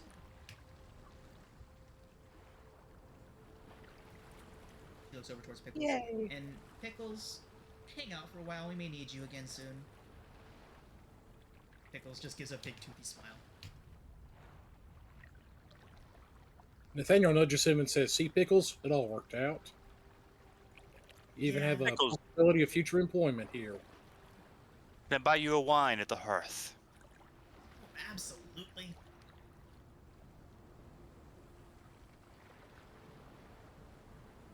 Okay. Alright, so Sprig would head out, producing another bag of cookies, which she just starts munching from as she goes. The one that she left with you guys is still completely full. It just does not empty. Nice. You've got food for Endless days. cookies.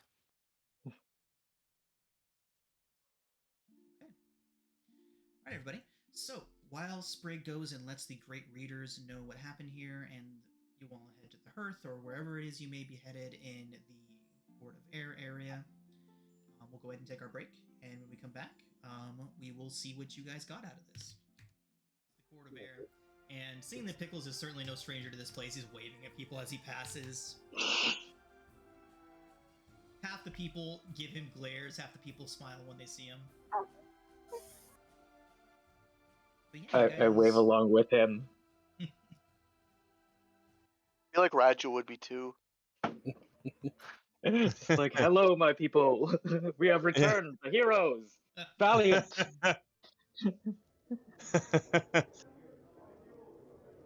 Alright. I'm like Press the cinnamon roll. I'm trying to sneak a beer from somebody. Uskar just buy you one. I don't know what the drinking age is at Candlekeep. We established that Rigel is of mature age, even though I'm of age now. He is of age. Okay. Yeah, just he is technically considered an adult in Dragonborn years, just a very, very, very young adult. Right. But as you all enter into the hearth, it's the normal spattering of people around, and little one is sitting over in a corner. And as soon as you all enter, the massive ogre with the bowler hat on, he kind of looks over towards you all, and he sees Pickles. And Pickles just kind of lets loose this little shot, like this little sheepish smile and waves, and you all see little one just immediately drop the book that he was reading and put both hands on top of his hat and glare at Pickles. Uskar's gonna see this and just kind of pat him on his back and like put his arm around him like they're buddies. Oh, Pickles looks over. He says, "I only got it once." Amy will how go. long did you keep You it? were a bad kitty. Yeah, the owner here kind of agrees with you. Little one kind of caused a bit of a ruckus. It was really funny though, like really funny.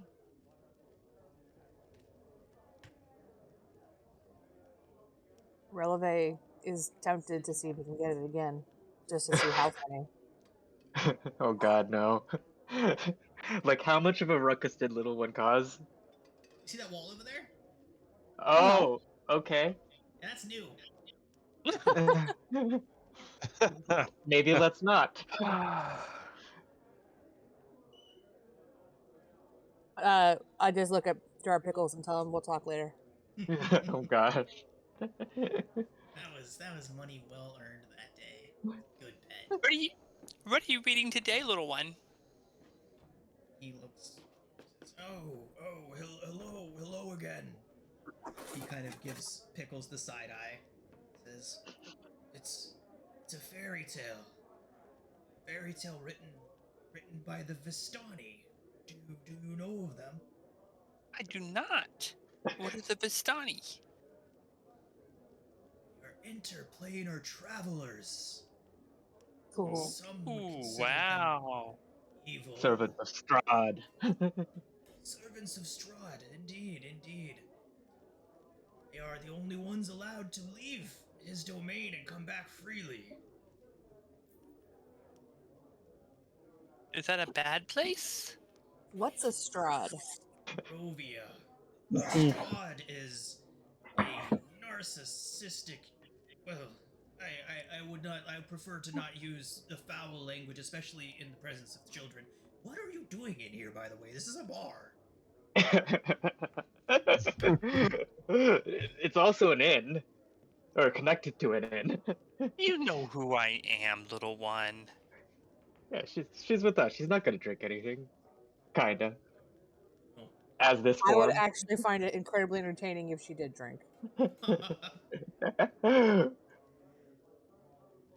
Strahd, not a very nice man.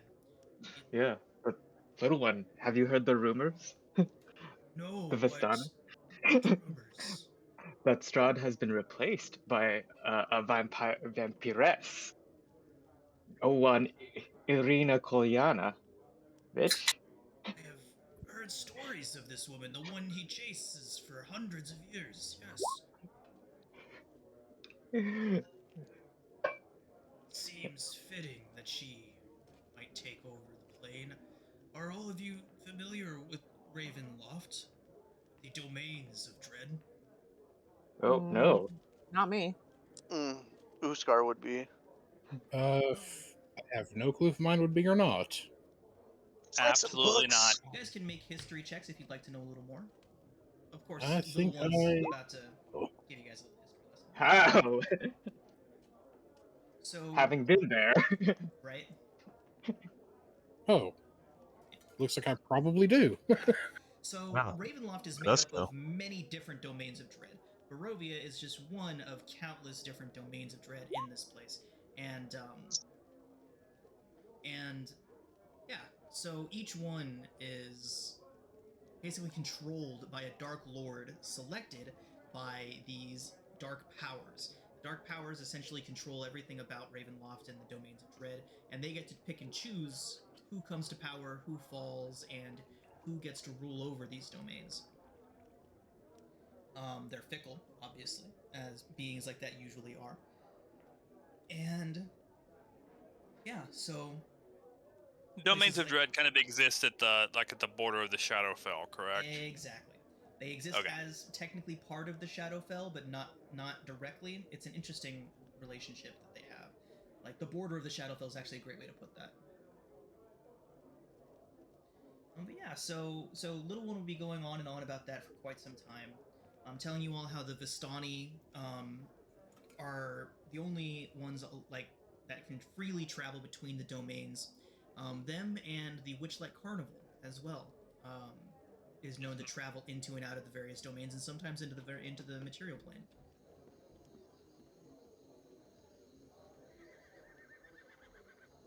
Very interesting. Do you know if we transported to a different place via a book? Would it be possible that one of the books here could be an entrance to a domain of dread? A shadow That's crossing. a scary thought. Well, There's this some is sort an of infinitely books in large library with infinitely large possibilities. Well, there are. Do you know how certainly. much effort it took for me to get here? I don't want to go to another plane. Didn't some of y'all talk about a book?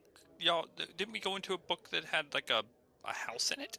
Yes, it was a So- magnificent mansion. It was a book that led you guys to that mansion. That mansion very much exists here in Candlekeep. Oh, but the book didn't take us The into book it. didn't take you into it, no.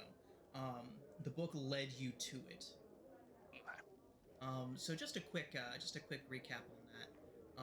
Essentially, you would have all been doing your thing, sorting through the books and whatnot, when one of them, it came up that somebody was missing and that they needed somebody to kind of go through his office and get rid of all of his stuff since he had disappeared. I believe his name was Macretus, like that. But somebody needed to go through his office and clear it all out, and so they sent you. And while you were going through the office, you saw inside of one of the books, The Joy of Extra-Dimensional Spaces, was written in the margin the word scepter. Speaking that word opened the extra-dimensional space in that office to the mansion. It was inside of that mansion that you guys had all kinds of adventures and stuff, but we'll get back to that. That being said, though, Little One would go on and on about all that kind of stuff, and he would say that if there was any such book that might be so dangerous in the library, it would certainly not be... He kind of pauses a moment, says it would not be above ground. The restricted sections are all in the dungeons. Seems like a reasonable precaution to take. He goes on and says that maybe one day, if you all prove yourselves here, you may gain access to the restricted sections if your research leads you there. I would like that. And takes a sip of my wine. Oh, God. Oh god. I have to flag this episode for underage drinking, okay? This just checking all of the demonetization. Ugh. So after maybe about an hour of hanging out in here or so, the door opens and in comes Sprig, with accompanying her is somebody else who you've all not met before.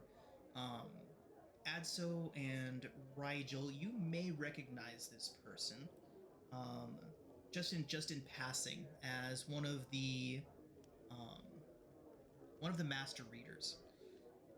A kind of, I mean, for lack of a better word, just a mean guy. Tall, spindly, long, thin hair, dark hair, and you would recognize him as Kravis Undwilm. He is one of the master readers, so it would go Avowed Adjutant, Avowed, and let me see if I can get it. So it goes Avowed Adjutants, which is what Sprig is. Then there's Master Readers, who oversee the Scholars and the Adjutants.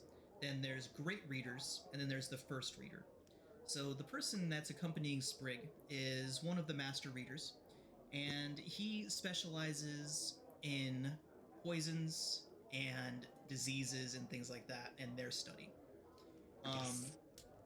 So he would come into the room with Sprig, and Sprig would wave you all over. He's like, "Come on over, come on, over here." The man with Okay. her has his arms crossed, and he seems very displeased. I don't know if we should. Releve is gonna skip over or glide over and give him a big smile. Uskar's Yeah. gonna I'll walk go. over to the glowering man and just put his hand out for a handshake. I I'll do a go. big, grandiose bow where I am, but don't walk that much closer. Uskar, his arms. Alizorax will stride over. Nathaniel will go over and see him just because he's meeting all sorts of new people today. So Sprig. So first off, the tall man. Those of you would recognize him as Kravis, Kravis Undwilm, but he would look down towards you, Uskar. His hands still crossed and underneath his crossed over and just locked in, and he kind of looks down towards you, and you see his lip kind of twitch up a little bit in disgust. Uskar just Aw, he's bad twitches at his lip. smiling. Uskar would just twitch his lip too and keep his hand out like and give him this look like motherfucker. After a brief moment, he'd produce a mage hand. That would shake your hand. At least he didn't get polymorphed. Uskar would So- just kind of like give the glower back and then go back to the bar and be like, "All right, fuck you too." Sprig would be like, so for those of you that don't know, this is Kravis Undwilm. I'm sure she looks up towards him, very pleased to meet you all. But anyways, Great Reader Flattergast has instructed him to go ahead and give you all your reward. You all did such a great job. And Undwilm kind of says, yes. Rewards for all of you. I must, of course, say that it is distasteful that we sent. He looks over towards Uskar, non-academics on these errands, but I suppose. I'm an blunt- academic. Well, I suppose may- if I the mean, academics could have done it themselves, they would have gone, right? I mean, I'm an avid reader, you know. You always need a meat shield. Get over it. Well, it would seem that you all are correct, that you all got the job done, but perhaps a little more finesse next time, and six books, why not bring There's Beast's whole library back with you? That's what These you are the talking only about. ones that were unique enough to bother with Candlekeep. What beasts? Jackalwares, the lichens. And as for finesse, if we had no finesse, we would have wiped the floor with their entrails. That Oh, I likely didn't would have find them been very. more amicable, considering their nature. I didn't find them very beasty at all. They seemed actually nicer than you at the moment. Perhaps Here, as the great Uskar reader lifts his beer up. is mistaken in thinking you worthy of this. And you see his hand come back from under his robe, and he's holding this helmet, and it appears to have scales, like almost draconic scales up and around its dome. A golden faceplate comes down over the top. It says, Ooh. Do we know what it What is? is this? Go ahead and make an Arcana check, whoever would like to. Actually, anyone proficient in Arcana can make an Arcana check. Oh, What sorry. What if, just you're not identify proficient in it? Arcana? What if you're not proficient in Arcana? Go ahead and let anyone proficient. Okay, that's Sorry. There I you go. believe that one. Hank, you would recognize this as a Helm of Telepathy. Oh. Huh. Nathaniel say, "Oh, a helmet of telepathy. I've heard of these, but never examined one myself." As well. Yeah. On further thought, it does seem a prudent gift to give to a group with such clear intellectual shortfalls. Oh. Rigel just says to him through telepathy, like, I don't really need that. I can already talk He to you looks with towards my you and mind. says, "You know that is very rude, don't you?" He says back to your mind. Something tells me you're intimately familiar with Rude. Alistair just drools. Uskar's just gonna look at him like, "Who are you talking about? Intellectually challenged." I am just gonna Alistair, do you really want to step see away. into his mind? You might get sick. Let's all just. Oh Uskar's gosh, definitely not intellectually challenged. that looks like a brain. It does. It looks awesome. So, he would go on and say, "Well, I do find this gift already excessive. Great reader Flattergast has seen fit to offer you something else as well. Follow me!" And he turns quickly and just begins very quickly walking out of the hearth. Okay. I'm getting Snape vibes. Follow. Anybody else? Oh, it's already written down on my notes. Snape, question mark. Uskar's like trying, like kind of almost jogging, trying to keep up with this a-hole. I'll follow him. Oh, yeah, we're following him for stuff, of course. Oh yeah, Releve is just gliding next to him. Read Does he still have the helm? He does. He has not officially handed it over to anyone yet. Look, Nathaniel's just happy to be here. They have probably overlooked the fact that he was not. You do not know what you've gotten into, man. No, you can read. Bless you. Thank you. We So, follow in his wake. all right. So he approaches the emerald door, and as he approaches, Sprig, trailing behind you guys, pretty much at the same pace as Uskar. But the emerald doors, the two avowed adjutants, they're keeping eye on the door. They immediately open it for him as he enters, and Have we been through the emerald door at all yet? only once, and you were only allowed in for a day to go through some of the books and to handle Festandia's mansion. Okay. So he goes in and he says, "The great reader has seen it fit to allow you free roam of the grounds, with the exception, of course, of any restricted sections above level 1. Ooh. Duly noted. It's probably the worst thing he could have said to Releve. So, Yippee. probably the entire group. We want to go to the restricted section. Well, that's why we get the genie bottle, throw it in there, and then We run. accidentally dropped our friend into the restricted section. Just or Rigel can turn into a fly, put books in his pack, Ooh. and then it could be morphed into his body when he flies back out of there. Oh wow. I've heard of things in Candlekeep swatting flies and familiars and stuff flat. So I don't love that idea. Shh, but we gotta keep this hush hush. We can't let Snake know. Snape. Snape, Snape, Snip. Severus, Kravis. Love it. Dumbledore. Okay. Sorry, guys. One moment. I have to make an adjustment on this map. Quick. All good. What's that blue bubbly thing directly under the words Great Library? Those are several glowing spheres with water inside of them. Cool. Upon closer inspection, Kravis would actually be taking you right past these on your way towards wherever he's taking you. If you would actually recognize him, that he's taking you towards a place that you've been before. One of the wings of the library, actually, that you all did your first mission here. Ah. But Releve, as you go past those, the water is very murky, very difficult to see through.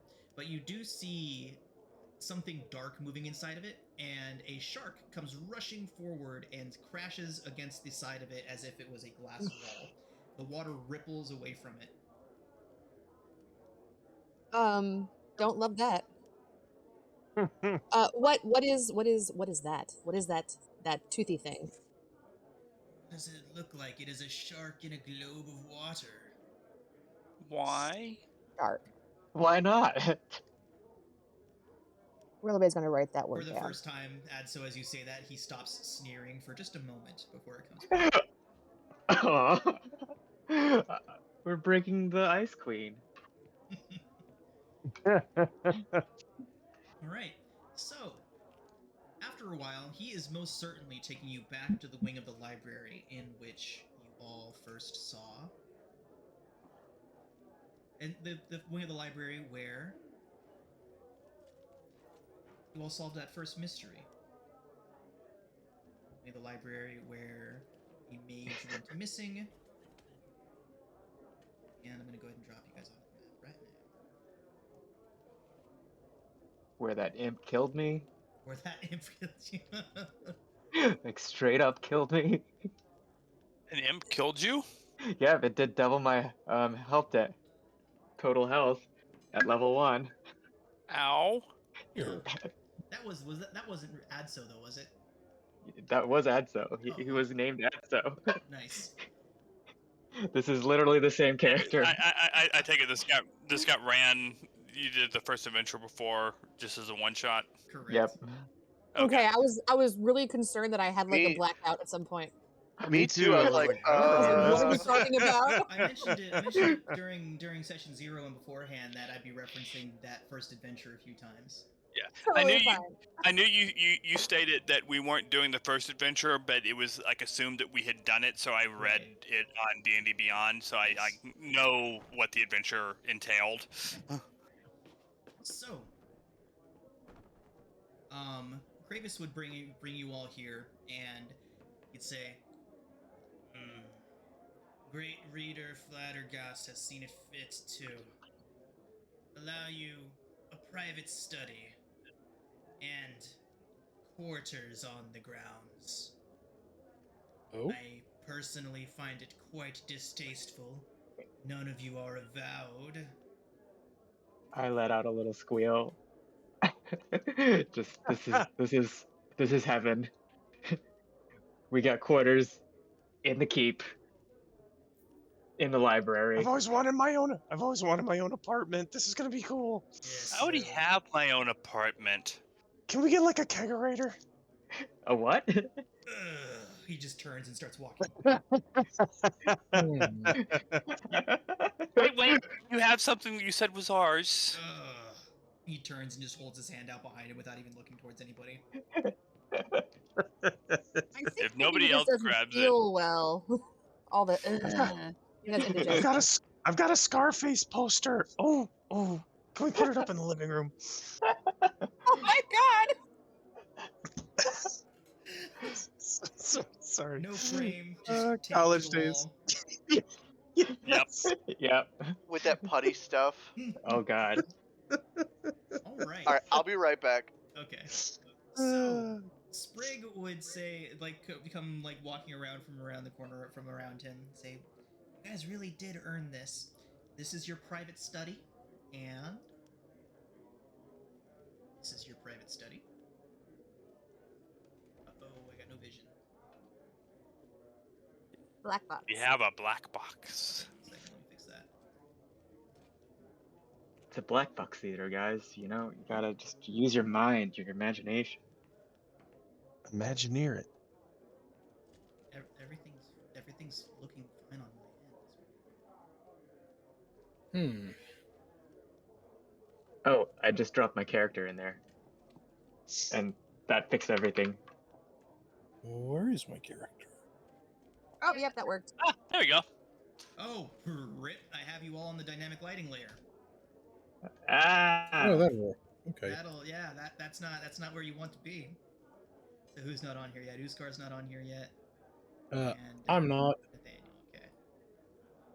There's like Releve is just going to sit on the globe and spin. Just one last thing.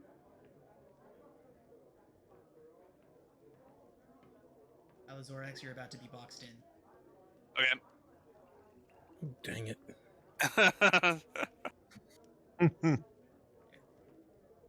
Why is it moving my entire thing when I do that?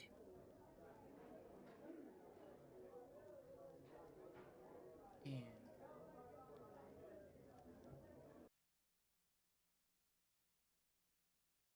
okay.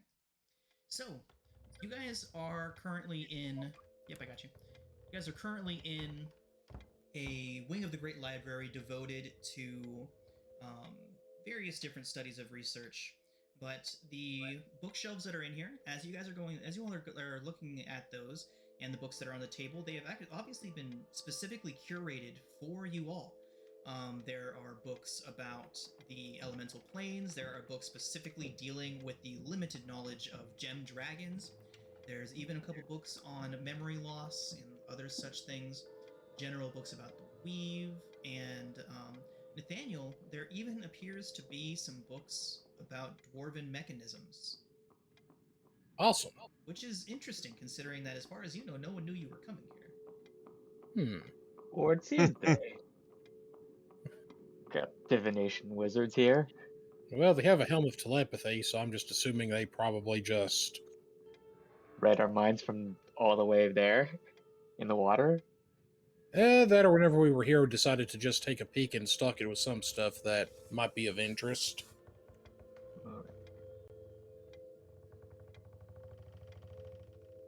Okay, sorry, Here's the sorry, back. Hank. I'm moving your token around. Some weird stuff's happening on my end, and you are currently the eyes of the OBS right now. So. Oh. Okay. Yeah, there's something in mind. Every time I try to move him, it tries to then throw him down, throws him off from where I'm trying to position my character at. It may be on this end too, though, so. So, this is your all's private study.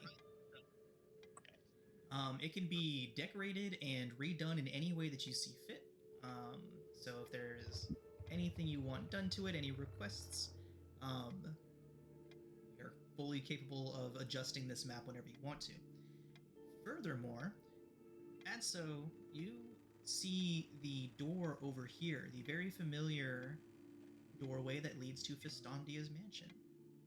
Oh gosh. Where is this? Where I you died? This is where I died. Excuse me? You know, we have Revivify. Revivify is a spell. Oh yeah. So if we transform this campaign into Tomb of Annihilation, then Asto is in trouble. Right. Asto's in a bit of trouble at that point, yeah. So, anyone that would step through that doorway there that Adso's in front of, as soon as they cross that threshold, they would find themselves stepping out onto a flat expanse of nothingness. Your foot clicks almost as if it was stepping onto glass or finely polished stone, but if you look down, all you see is this strange turquoise miasma as far as you can see, and an elaborate oak door in front of you.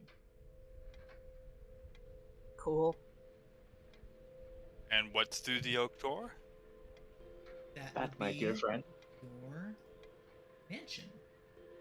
A magnificent mansion. Indeed. So we have a mansion. I am dropping you guys on your mansion right now. There. With fairy dragons. Wow. And a chair mimic. We don't talk about the chair mimic. Is that how you died? I thought I was No. being nice, giving my home campaign party their own little house in Saltmarsh. So no one sit on anything because there's a chair mimic. There's a llama. A There's a llama. chair mimic. He's supposed to be dead.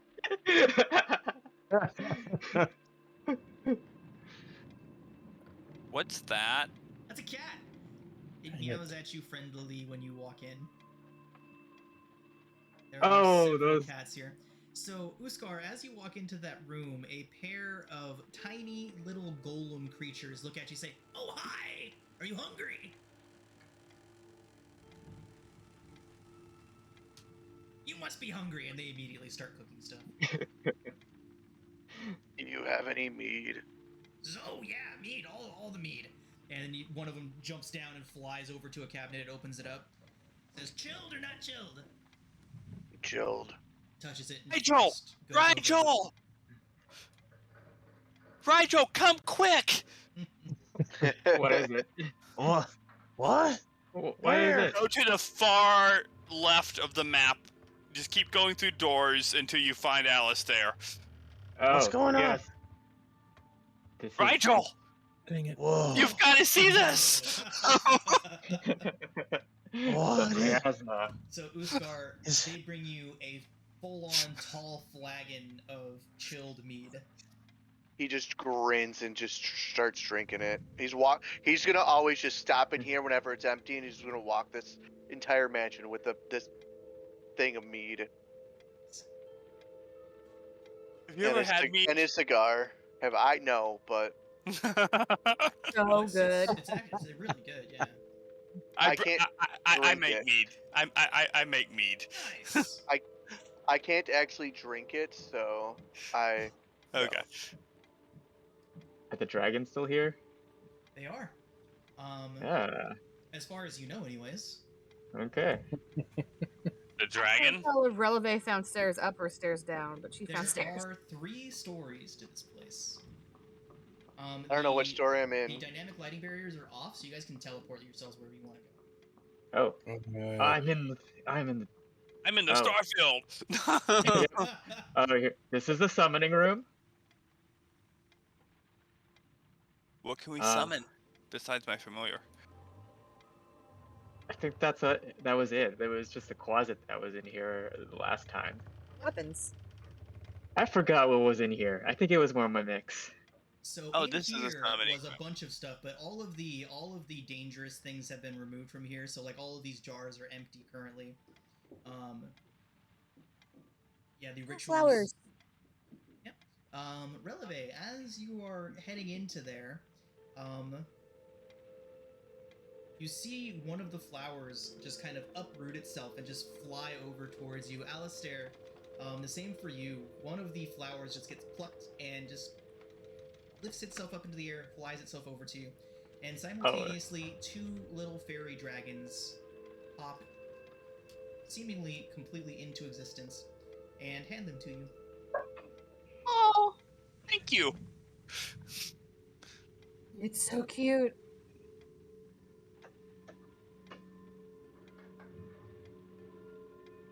How do you do, fairy dragons? is Long my time no favorite. see. Right. They look towards you, and they seem both happy and concerned to see you, since last time they heard that you died. I got better. I died, but I'm all better now. What?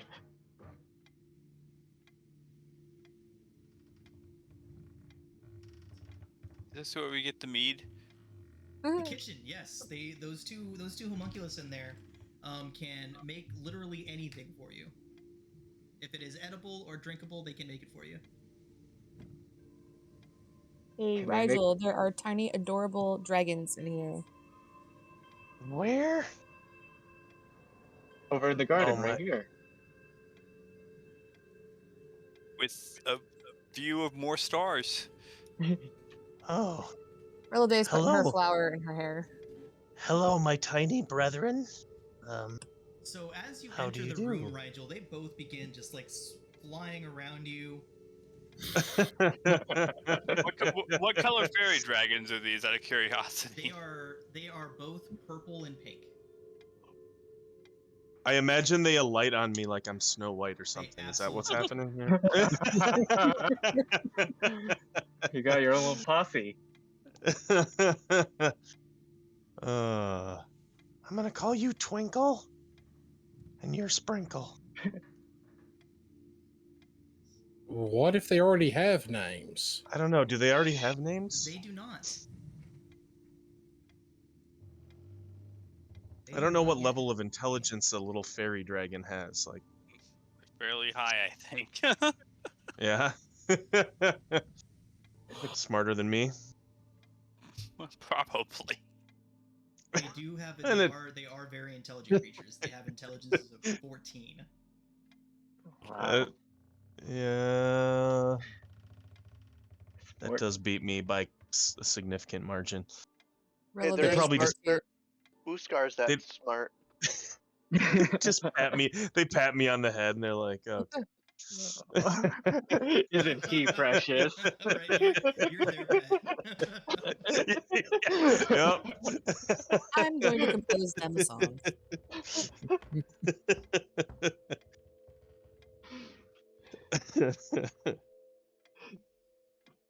This is your guys' place. They have allowed you all to use this place as your home away from home whenever you're in Candlekeep, to stay here for as long as you'd like. And yeah, you guys have keys to the place, and again, you can decorate this place however you want to. There are several rooms, and if you guys want to claim rooms, I can put beds in there for you. Can Releve stay in the garden? Yeah. Sweet. Oh. Uskar wants he wants this down here room. Okay. The chained is the That was chained library still the here? Laboratory. It is, but there's most of the books are missing from it. Oh well, I think Yeah. I will make this my room then. The observatory. Uskar's taking good this- choice. Uskar's gonna take the basement room. Is there anything on the third floor with a skylight? Yeah. Yeah, the actual bedroom, the one Rigel's in. Oh, perfect. Whoa. There's also a constellation observatory over here, but Adso has already claimed that one. Oh, sorry, dude. No, it's cool. I've suddenly I cannot control my token all of a sudden. I don't know what's happening. I've been just having some jumping issues with around. that as well. Well, you know what room I want. Put a Scarface poster up in there and we're good.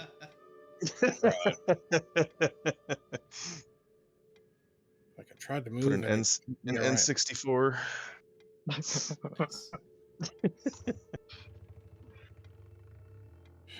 I might just have to hold still because it's jumping around too much. Yeah, Alistair's just gonna claim the summoning room. Cool. Okay, so got a bedroom here, here, here, and then the main bedroom is already taken. So Did we all just pick places other than a bedroom? Yep. there's only bedroom. one bedroom. There's Oh, only okay. one traditional bedroom. Uskar tagged his room. It's not really letting me navigate this very well, so Weird. I am okay with Nathaniel just having whichever room looks decent for it. Okay, so there are what 1, 2, 3, 4 rooms that have not been claimed yet. There's this room. I just dropped you there. Okay. There's this room, which is the armory. There is the library, which is right here. And then there is the... I call it the Astronomy Workshop, which is right there. There's an astronomy workshop? Mm-hmm. Where's that? It's where Nathaniel's at right now. So, up here. Right, Can't. right next to the observatory. Can you guys see the whole map? Because every Just time where I I've am. Here, you know what? There's no need for the dynamic lighting on this. Let's just go ahead and do this. Maybe it'll help. yeah, this, There yeah, you go. thank you. Okay, Oh, that's wow. yeah. So much better. Okay, that So helped. much better. I see why I was having trouble because it kept accidentally just. Okay. It's like Ow. this stair here leads to this stair. Mm-hmm. I think I will take that first room that you put me in, kind of beside the staircase, because it's near the armory and what looks like a library there. Got it? I didn't even see the armory. Yeah, I never saw the I never On went the in armory that itself, room. is there any equipment still left there, or did they There's a There suit of are armor. a few staves. That's actually just a practice dummy. It Aw. is fake armor over a stuffed human figure. Yeah, not usable. Okay, Me so and Al just got the basement. so just some stabs and a practice dummy. Okay.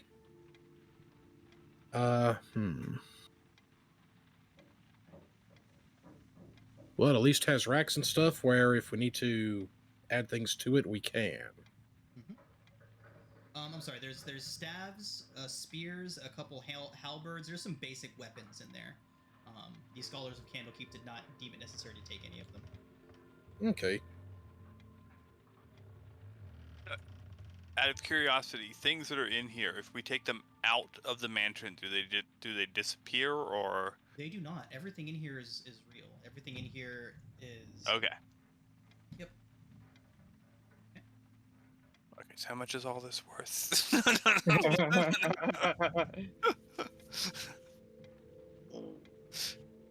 Releve, do you want like a bed Fall out in there, the like bottle. a cot, anything at all? The rest of them is pretty straightforward. I'm just gonna put some beds as furniture in the rooms. But is there anything you want out there? Still have a hammock. Okay. Are these things movable, or are these part of the map? I made this map, so literally anything can be moved, taken out. You made placed. this, Yeah. John. This is awesome. Yeah. It's Okay, high well, quality download of this, and every other map you see in this game is on Patreon. That's awesome. I definitely want to keep one of these pool tables. Yeah, I saw this map on the Patreon. So Sorry about that. I did label them all as the game that they're supposed to go with now. So I noticed that. I'm like, oh shit. Yeah. I should probably warn people that some of these maps are actually for the games they're playing. yeah, There we go. it was labeled in such a way that it was obvious that it wasn't like a battle map. So Yeah, so going forward, every map that is a game-specific map will have the name of the game in front of it, and then the name of the map. yep. In what you call the astronomy lab up there, what sort of supplies and gear were left behind in it? Well, the southern wall of that workshop is a massive one-to-one recreation of the night sky as is visible from directly above Candlekeep. It is a full star map of the entirety of the sky that can be seen from above Candlekeep. Oh, awesome. All right. Updating. So I kind of feel like, I mean, I'm very close to that, but I feel like Rigel would either want to be either close to it or live in that room. So I don't think anyone's claimed that. Did somebody claim that room already? Yeah. Got No. the room next to it. Rigel's got a clone. yeah, I know. Somehow I have two. There are two of me. Are these both bookshelves here? These are workshelves here and here. There is a Okay. bookshelf here.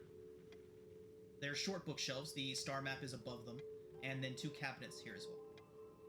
We can have this as like a common Okay. space, and Yeah, maybe that's better because you'd have to like walk through my room to go to the bathroom, and that'd be awkward. yeah. You know. Alistair would be checking to make sure that his bottle still works in here. Are there even bathrooms in here?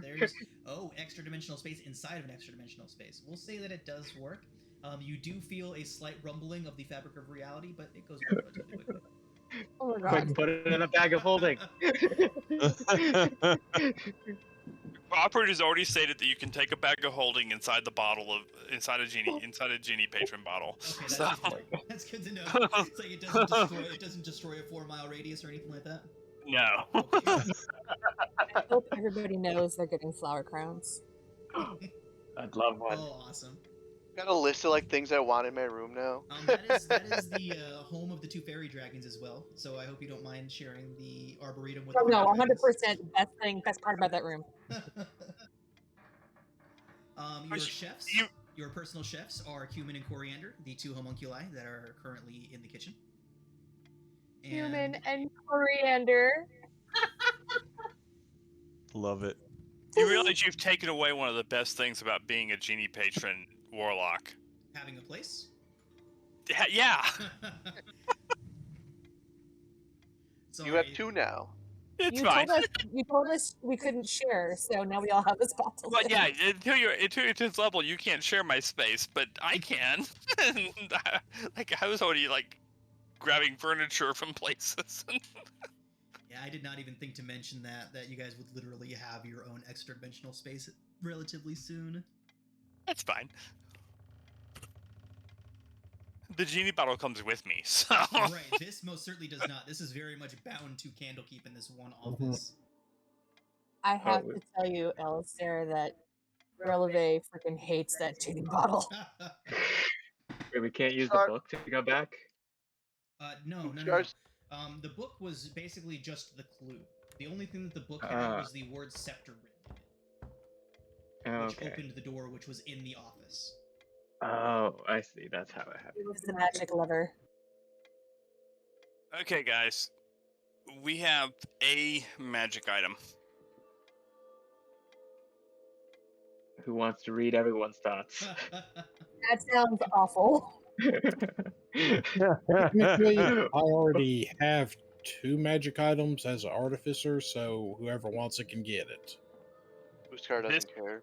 This magic item saves me a feat. So take it. Yeah. Yeah. I mean, obviously, it's not my decision at all. Hearing people's outside thoughts is kind of bad enough. I don't want to hear the inside ones. I think if I ever wanted bad enough, I think there's I may be able to replicate it at some point if I ever felt Anybody like it. else really needs it, we can share. Yeah. I'll clean it up. I got I'm already- prestidigitation, no head sweat. I'm telepathic. We can talk to each other now. Be great. You can talk to each other now. I know. But while we're being interviewed by an enemy or something like that, they can make plans. Exactly. Plan. So Alistar, real quick before I first forget up- everybody, before we leave this room, everybody leave your token in the room that you have claimed. I was Okay. supposed to have written our names in our rooms. I mean, hey, that's actually super convenient. Look at that. Yeah, I did that with mine, so Same. All right, Rigel, Same. which room are you taking? Okay. Since the room is Um, going to be a common room. I will be this one up Got it. here. Okay. With your own personal balcony out onto the. I do like that quite a bit. That is a great starry miasma that ends about 3 feet in any direction from the house. So if you were to jump off of a balcony or jump out of a window, you would stop about 3 feet below the house. It looks like he could yell down to Releve at any point. And you could sing up to me, and Oh, serenade sing you me. to sleep. Oh, I love it. Right. So, This is very cool. Yeah. Heck yeah. so yeah, you guys have your private study and you have your. You guys can go ahead and put whatever you want to in the chat there, and it's just so I know when I go to make the adjustments to this room what to put into.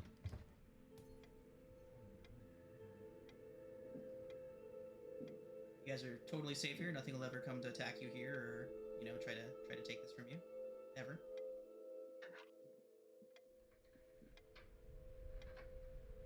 with the possible exception of our greatest fan who brought us to this place. Right. Yeah, totally not gonna have to fight anything here or anything like that ever. Yeah, Releve just needs a hammock and snacks for her two new friends there. Awesome. There are also 3 cats that live here. Huskar's gonna adopt one of them. Nice. Its name is going to be George. Nice. I'm checking to see if they have names yet, but I don't think they do. I think they just were to be named on the spot, so you guys can totally name the 3 cats whatever you want. One of them's George, and it's gonna live in Huskar's room. Nice. If I could move one, I would have already. Yeah. Alistar's just gonna cover this entire room in pillows. Do you want to put that in the chat so I can reference it later? I did. Awesome. Wait, on the chat, are you meaning the chat on Oh, Roll20 or the one in Discord Discord? chat. The Roll20 Discord. chat's Discord much chat. Sorry. Yeah, you're good. It's just hard for me to keep track of the Roll20 chat.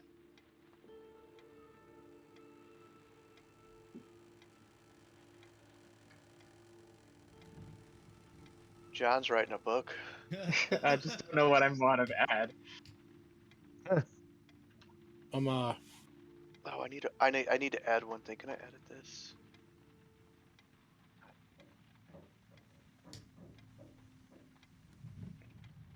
Nathaniel And is pretty sure that there's not really a good way to try to establish a forge or anything here, so he'll just do most of that stuff at the smithies out front if possible. We could turn this room right here into a forge. The structure itself cannot be augmented in any way, shape, or form. Oh. Only the Yeah. furniture inside of it. Yeah.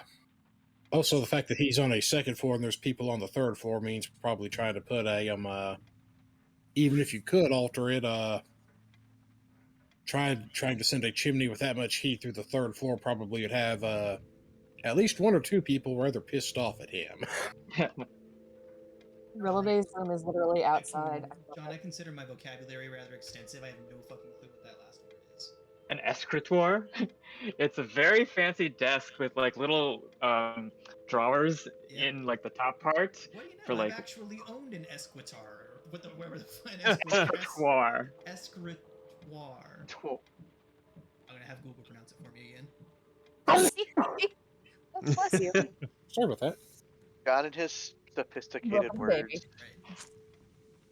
Right. It's just Yeah, a I think I can- fancy desk I think I can work that out. with lots of I had- compartments. I had to add a bear rug to my room. It's Uskar. I think he'd have a bear rug. Why do I picture him like wrestling it at night? After a few drinks, yeah. I love it. No, it's secretly a real bear. He's just subdued it into acting like a rug.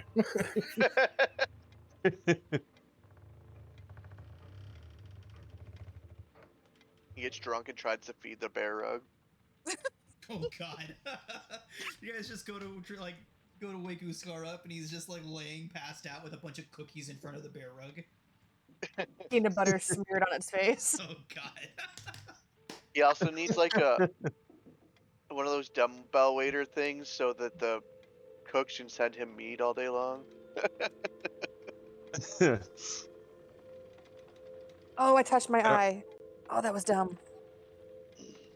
Flaming hot Cheeto eye. Oh no. Oh no! There's only one thing worse than that. No, there's several things worse than that. Any kind of pepper. Yeah. I meant one body part. Oh. Yeah, I cook with a lot of chilies. I cook with a lot of chilies and jalapenos and stuff, and I always I have. was gonna say, ghost pepper, reaper. Yeah. I don't know if there's a fantasy equivalent of a lava lamp. I would like that. Otherwise, can I just get like a fireplace and maybe like a fantasy beanbag chair, which could just be like Write a it in haystack or something? Go ahead and write it in the Discord, please. Thank you. Fantasy Yes, to all beanbag that. chair. As I mentioned before, the structure itself can't be altered, so I can do like a standing fireplace. Yeah, like a Is the room next, or if you move your room to this one, it There already is has there a is already fireplace. Yeah.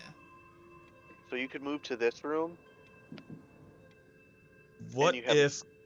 Oh, what about a fire pit out on my balcony? That is doable. Hey, Okay. gotta find. Fireball.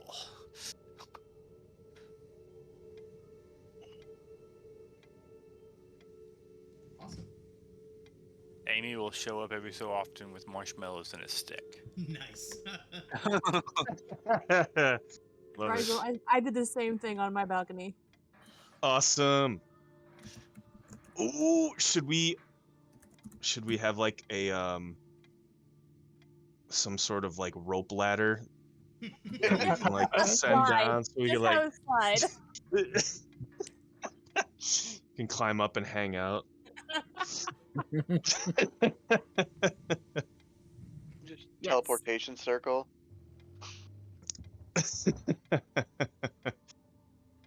Oh, like a spiral staircase? Oh, we can't alter the space. Damn. That's alright. We can do rope ladder. She can levitate. Totally. I can lower my Raj is tail. gonna wake up and she's just Climb. gonna be sitting there.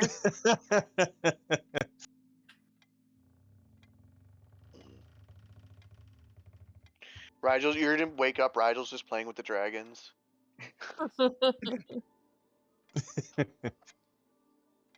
And don't forget, cumin and coriander can totally make literally any meal for you. Mm-hmm. Mead. Mead. I mean, technically, that's a lot of food groups. It's honey and He's just Oh. gonna request a picture of mead at all times. It'll be Oh, I like should probably- it'll be like How I Met Your Mother. Whenever one runs out, cumin or coriander will just be there next to you with a new flagon for you. It's exactly what I was thinking. Nice. You know, my character does have proficiency with brewer's supplies as well. Nice. But this is Ooh. magical, never They ending can- mead. Maybe you can see, help. I feel like moonshine is totally appropriate for a place where there's like stars all around us, like this.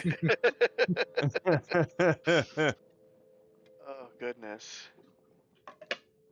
We're giving Sean lots of work to do. This is nothing. The real work in putting these maps together is actually building the walls. Oof. What do you use to make these? I've used a few different programs. I mainly use Dungeon Fog right now. This particular map, I believe, was made using Incarnate. And I've also used Dungeon Draft, but moving forward, I'm pretty sure all of them are going to be Dungeon Fog.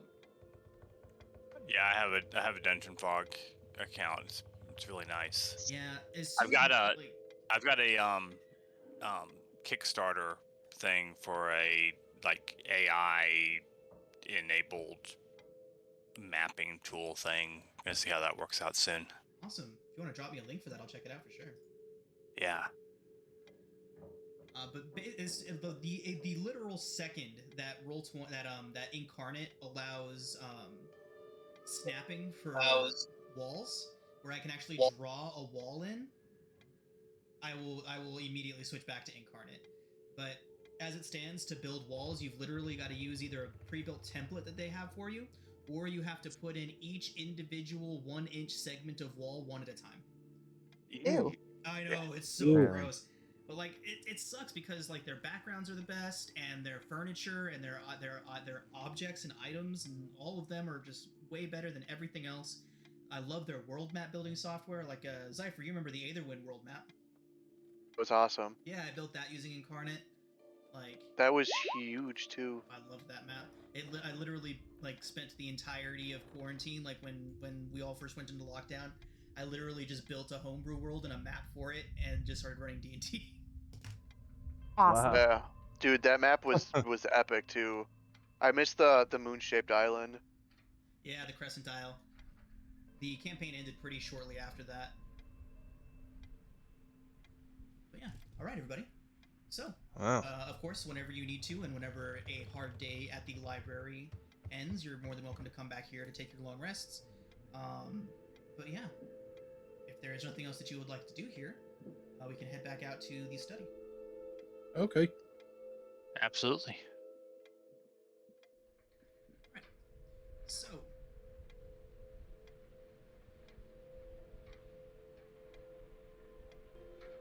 as you all exit from the library, when the first of you exits back into your private study, you'll notice that one of the windows is open that was not open before, and on the windowsill, a very large black raven sits on top of a black book.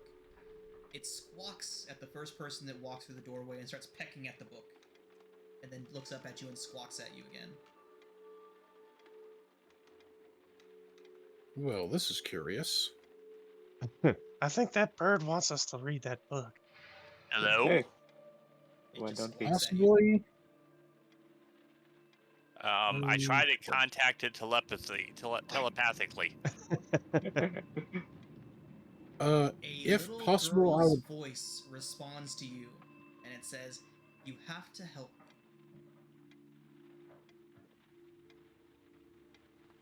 Oh, Okay. that worked. Okay. That bird is a little girl, and it needs help. I want to speak telepathically to the bird now, and I'm gonna. What's your name? What's your name, little bird girl?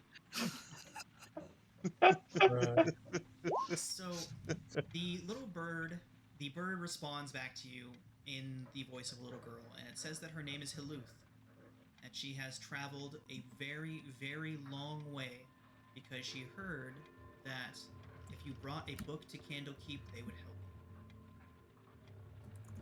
Aw. Oh, okay. Halluth? Interesting. Halluth. So Hel- the raven takes a couple steps back, and I'm sorry, it is a raven. If I said crow, I was incorrect. It is a raven. Takes a couple steps back, and it takes its beak and flips the book open, and it doesn't appear to be professionally made in any way, shape, or form. It appears to be a private journal, but the page that it flipped open to, inside of it, there is a little map that looks just like this.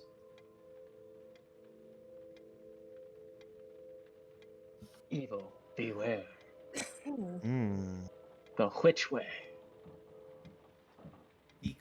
The raven says again, "I have to go now.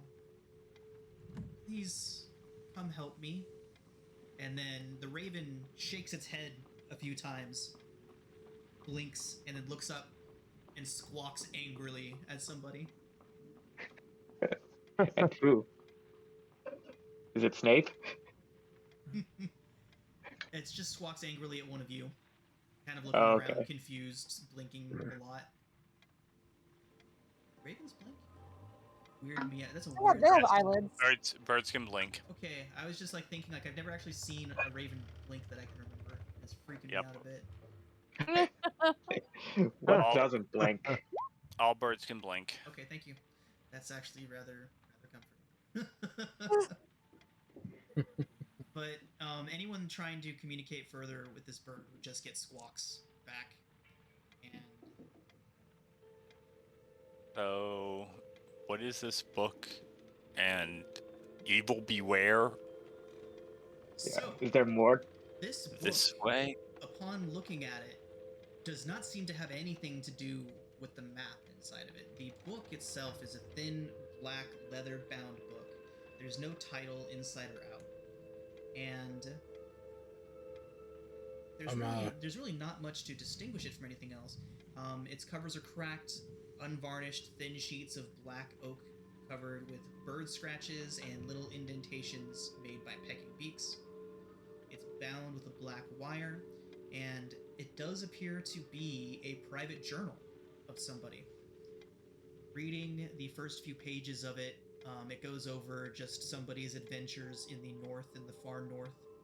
They talk about going by Silvery Moon. They talk about Mirabar and Citadel Adbar and Felbar. But at one point, about maybe 10 pages in, the subject becomes very specific. It is it's actually got a little bit of a header there on one of the pages, about 10 pages in. It says, "A Tale of Vistani Kindness." Vistani, as in like Oh, what little we were one was just talking about? Yep. Would you look at that? Oh, it's almost What like a I did that kind coinky-dink. of stuff on purpose.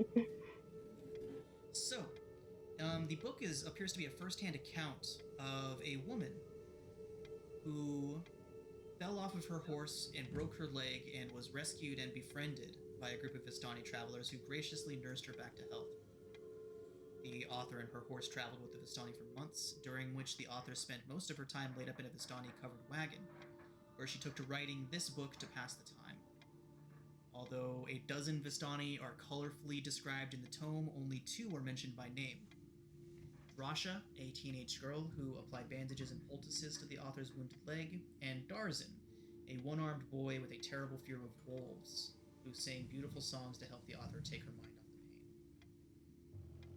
The book provides a detailed account of the Vistani way of life, with emphasis on their food and music. The Overland Journey was also discussed, albeit from the viewpoint of somebody who spent most of their time inside of a wagon. And the author describes rough roads, days of travel through impenetrable mist, and a thick forest, crackling fires and cold nights, wolves howling in the dead of night, and ravens pecking at the roof of the wagon in the wee hours of the morning. Late in the book, the author writes of being able to hobble about on crutches, and she describes the cheery mood of her benefactors as the Vistani caravan traveled a winding mountain road to the gates of a tall, dark castle. The book ends with a description of the castle's dreadful contents, and the writing abruptly stops on the third to last page, suggesting that the book was snatched from the author's hands mid-sentence. The last 2 pages of the book are blank. Boopy. Well, Well, that's not creepy at all. I did put up where, as we were examining the book, Nathaniel started utilizing a ritual casting of detect magic, just to see if there's any magic upon the materials or not. There is not. Okay. This map, it's got some places labeled. Do any of us recognize those places? That would be a no. None of these places seem to be familiar to anyone here. Somebody that would like to can make a history check. Somebody proficient in history, please. I'll be on that. Guessing I So, think we have it. Atso and Uskar, the two of you, the name Which Way, it strikes familiarity, but it doesn't quite sit right. It doesn't quite elicit any images of where it might be. But it does seem that, I mean, you guys are in a great fortress library. The fact that you know the place existed, you may be able to find out where it might be. Oh, from the research. Yep. Okay. Uskar's okay with doing research. He likes investigating. I'm sure somebody here knows of can direct us to where the Which Way is. And I'm guessing somewhere there's a little girl that needs our help. I initially thought maybe the raven was a little girl. Maybe it was just carrying a little girl's need. Or it could be a case also of perhaps the girl was able to speak through it.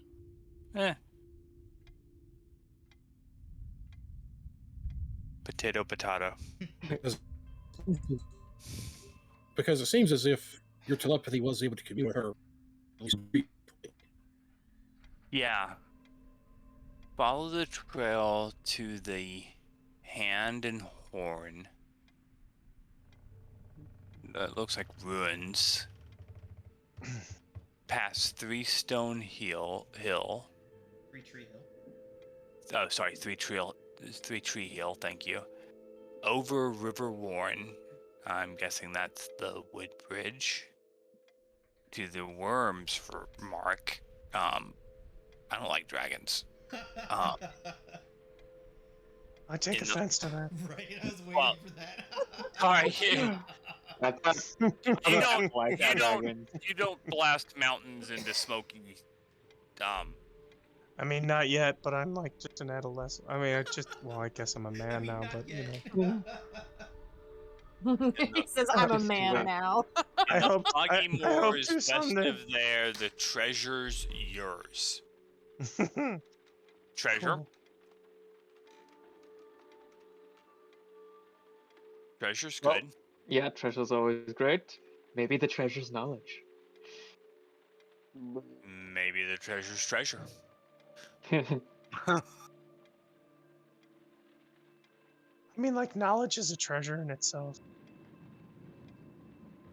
Those gold. I don't know.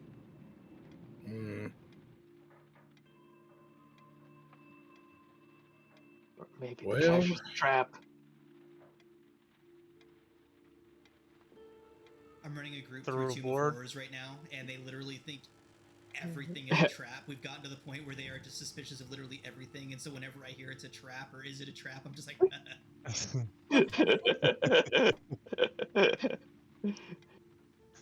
Of course, it's a trap. It's only a trap if we're caught in it. There is that.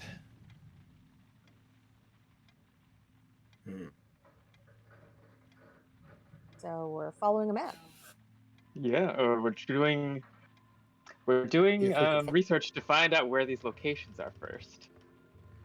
or at least to have a starting place. Yeah. Yep. Because we have a map see- and we don't have a location to orient from. Yep. Let's see if we can find any information about any of these landmarks. so Scorch of the Red Worm. let's go ahead and have everybody either make charisma investigation checks or intelligence investigation checks. Basically, whatever skill you think you want to use for your research and for looking for information about these locations. I'm gonna use my sessional inspiration. Yeah, Uskar is going to as well to get the 11 instead of the 7. I'm just using regular investigation because that seems to be the best. Okay, so on D&D Beyond, my investigation is automatically tied to intelligence. So So what you can do is you can, if you want to use your charisma instead, you can roll a charisma check and then add your proficiency bonus to it. So in D&D Beyond, you can click on the thing and you can go to the customize and go to skill override. Or no, not skill stat override, and you can choose charisma instead of intelligence.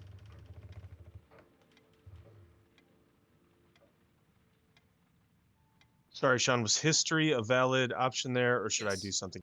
Yeah, yeah, it's I'm for when you're digging through the books, looking for that specific name, the words, hand and horn, 3-tree hill, which way. okay. I'm just gonna roll a charisma check and then I'll add +2, and I'm gonna go ahead and use my session inspiration. So that'd be an 18. So we got a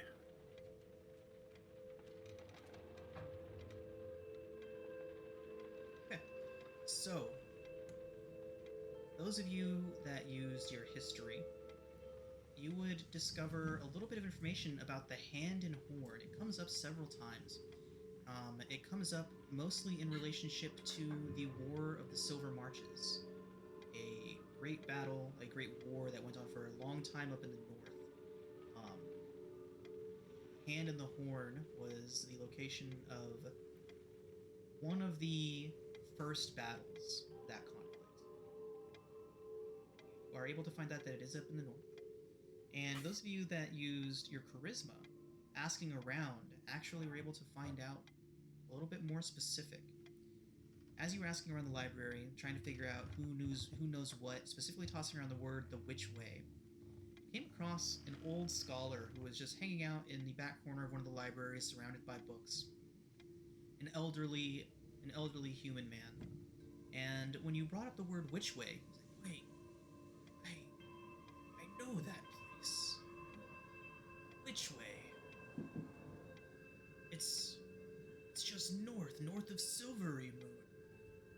Far to the north. How would you have heard of that? The place has been abandoned for decades now." Came across it Well, on an old Bird map. told us. So, okay, that is quite odd. So, Do we see the yeah, I'm dropping you there right now. Oh.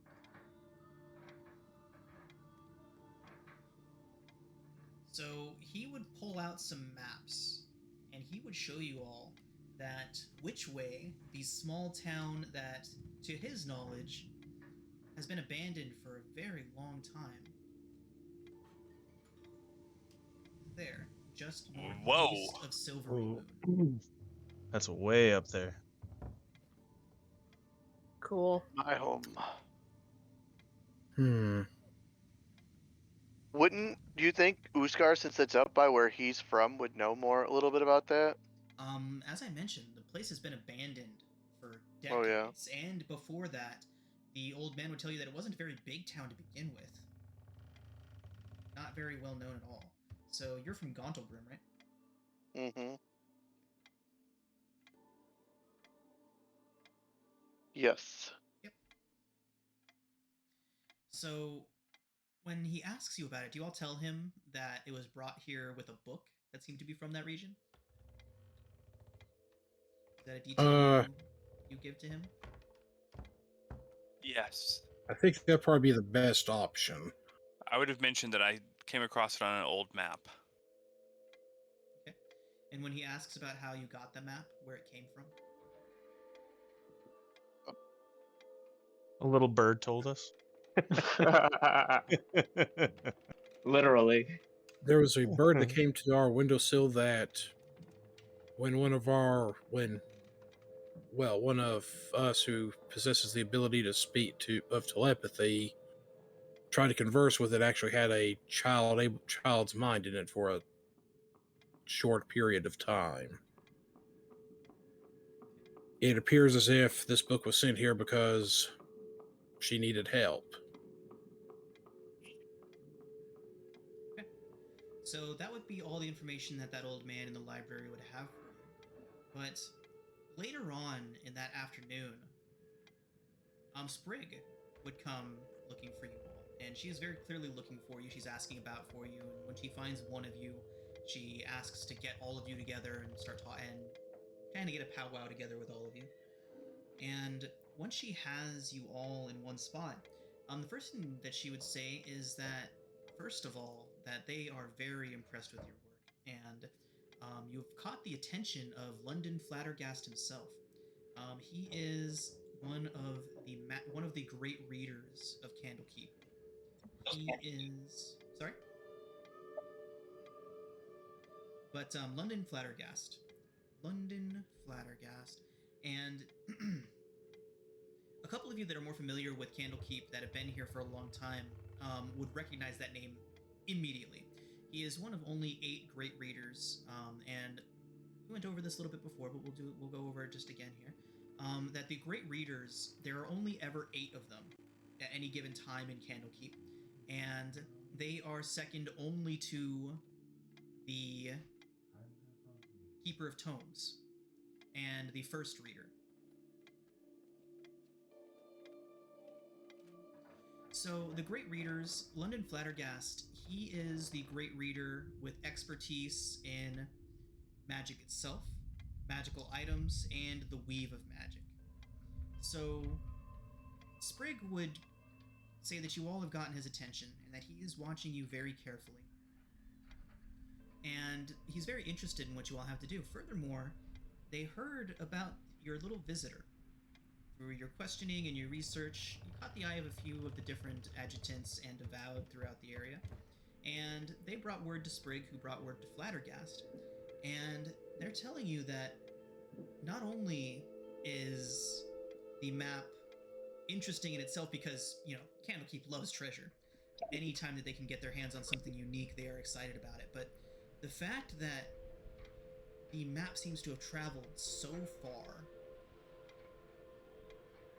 is extraordinarily interesting to them. So they have offered, Sprig wants to extend an offer to you all to use Candlekeep's teleportation circles. Ooh. That's Nice. gonna be fun.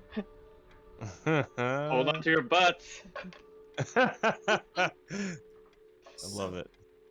She says that once again, you don't have full access yet, but they will give you access to the teleportation circle in Silvery Moon, teleportation circle in Waterdeep, and for now, just those 2, Silvery Moon and Waterdeep. But as they become necessary to your guys' ventures and the more favor that you curry with those like London Flattergast, they may unlock more for you. So as it stands, you all can get to Silvery Moon in about an hour. Let's go. Yeah, why not? Let's go on another adventure, guys. Nathaniel lifts up a hand to ask Sprig if it'd be possible for him to have some access to the forge up front for a day before they go. She says, absolutely. The forge is for public use, and she can get you scheduled in there for a priority at any point that you'd like. Excellent. If we're going into a potentially dangerous situation, there's something I would need to make. Fantastic.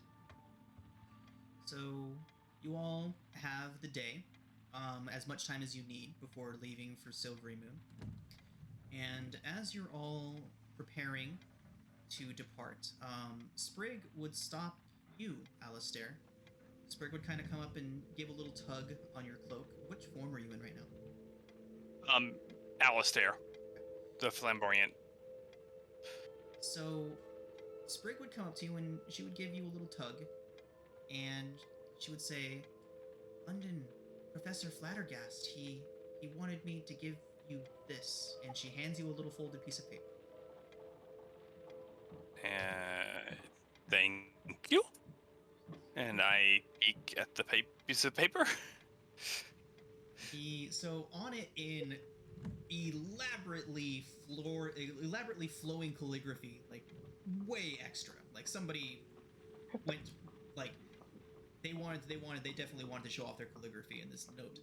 But it says, very impressed with your adventures thus far. I've heard some interesting things of your heritage and of your interest in the drow, those, let's call them less than savory elves of the north.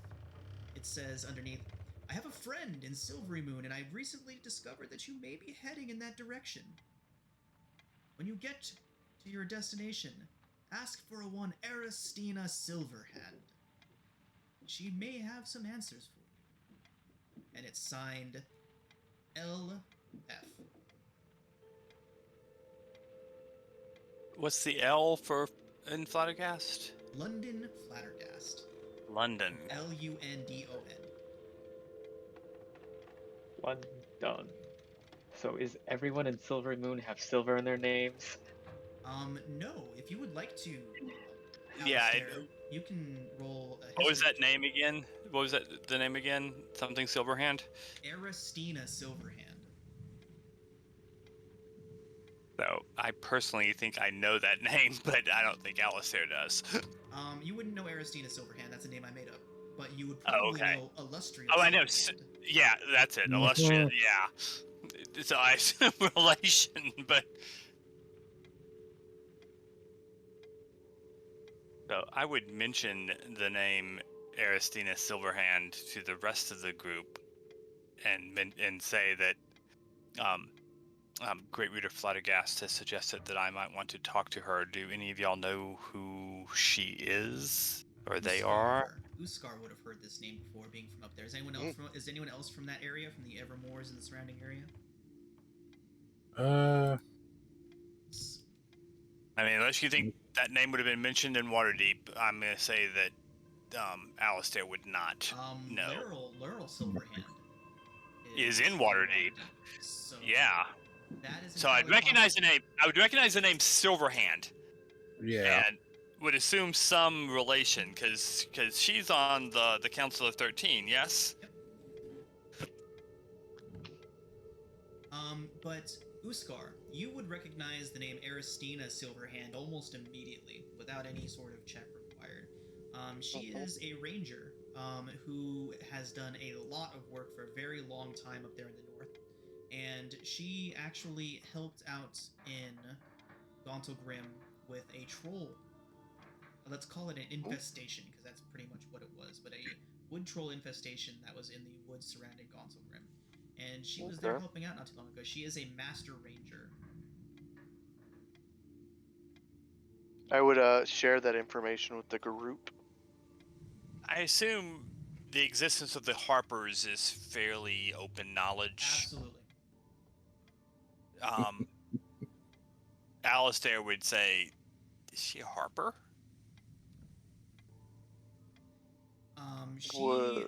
She is not, although she has worked with the Harpers before. From what Uskar would know of Aristina, she is not one to be held down by a title or an organization. She helps who she thinks deserves help at the time.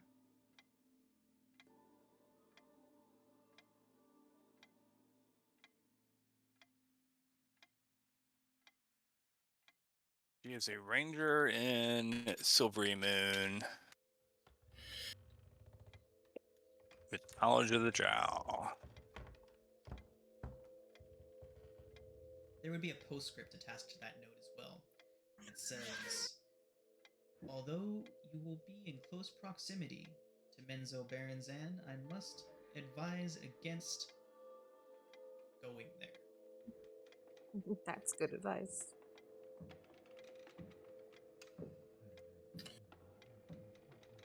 As Nathaniel's working and hears that, he thinks that's the sort of advice that falls under the category of To and ignore. water is wet.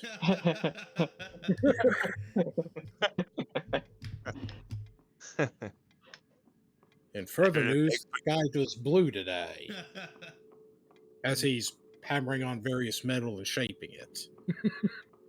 Better to beg Who knew? forgiveness than ask permission. Sometimes the sky is pink. Sometimes it's orange. What sky are you looking at? Sunset skies. Fair enough. What you're looking at there is the sky refracting light from the sun. The actual sky in and of itself, Nothing. It doesn't have any color in and of itself. it typically refracts blue in it, though. But that's from the water. As a creature from the boundless blue, it's blue. All right, everybody. I'm going to refer to their elemental, Nathaniel says. So, with your destination in mind, a potential source of information in Silvery Moon, and a little girl who needs your help, that is what we're going to go ahead and call it a session for today. And we will pick up here, still in Candlekeep. Come back next week. Okay. This is my favorite.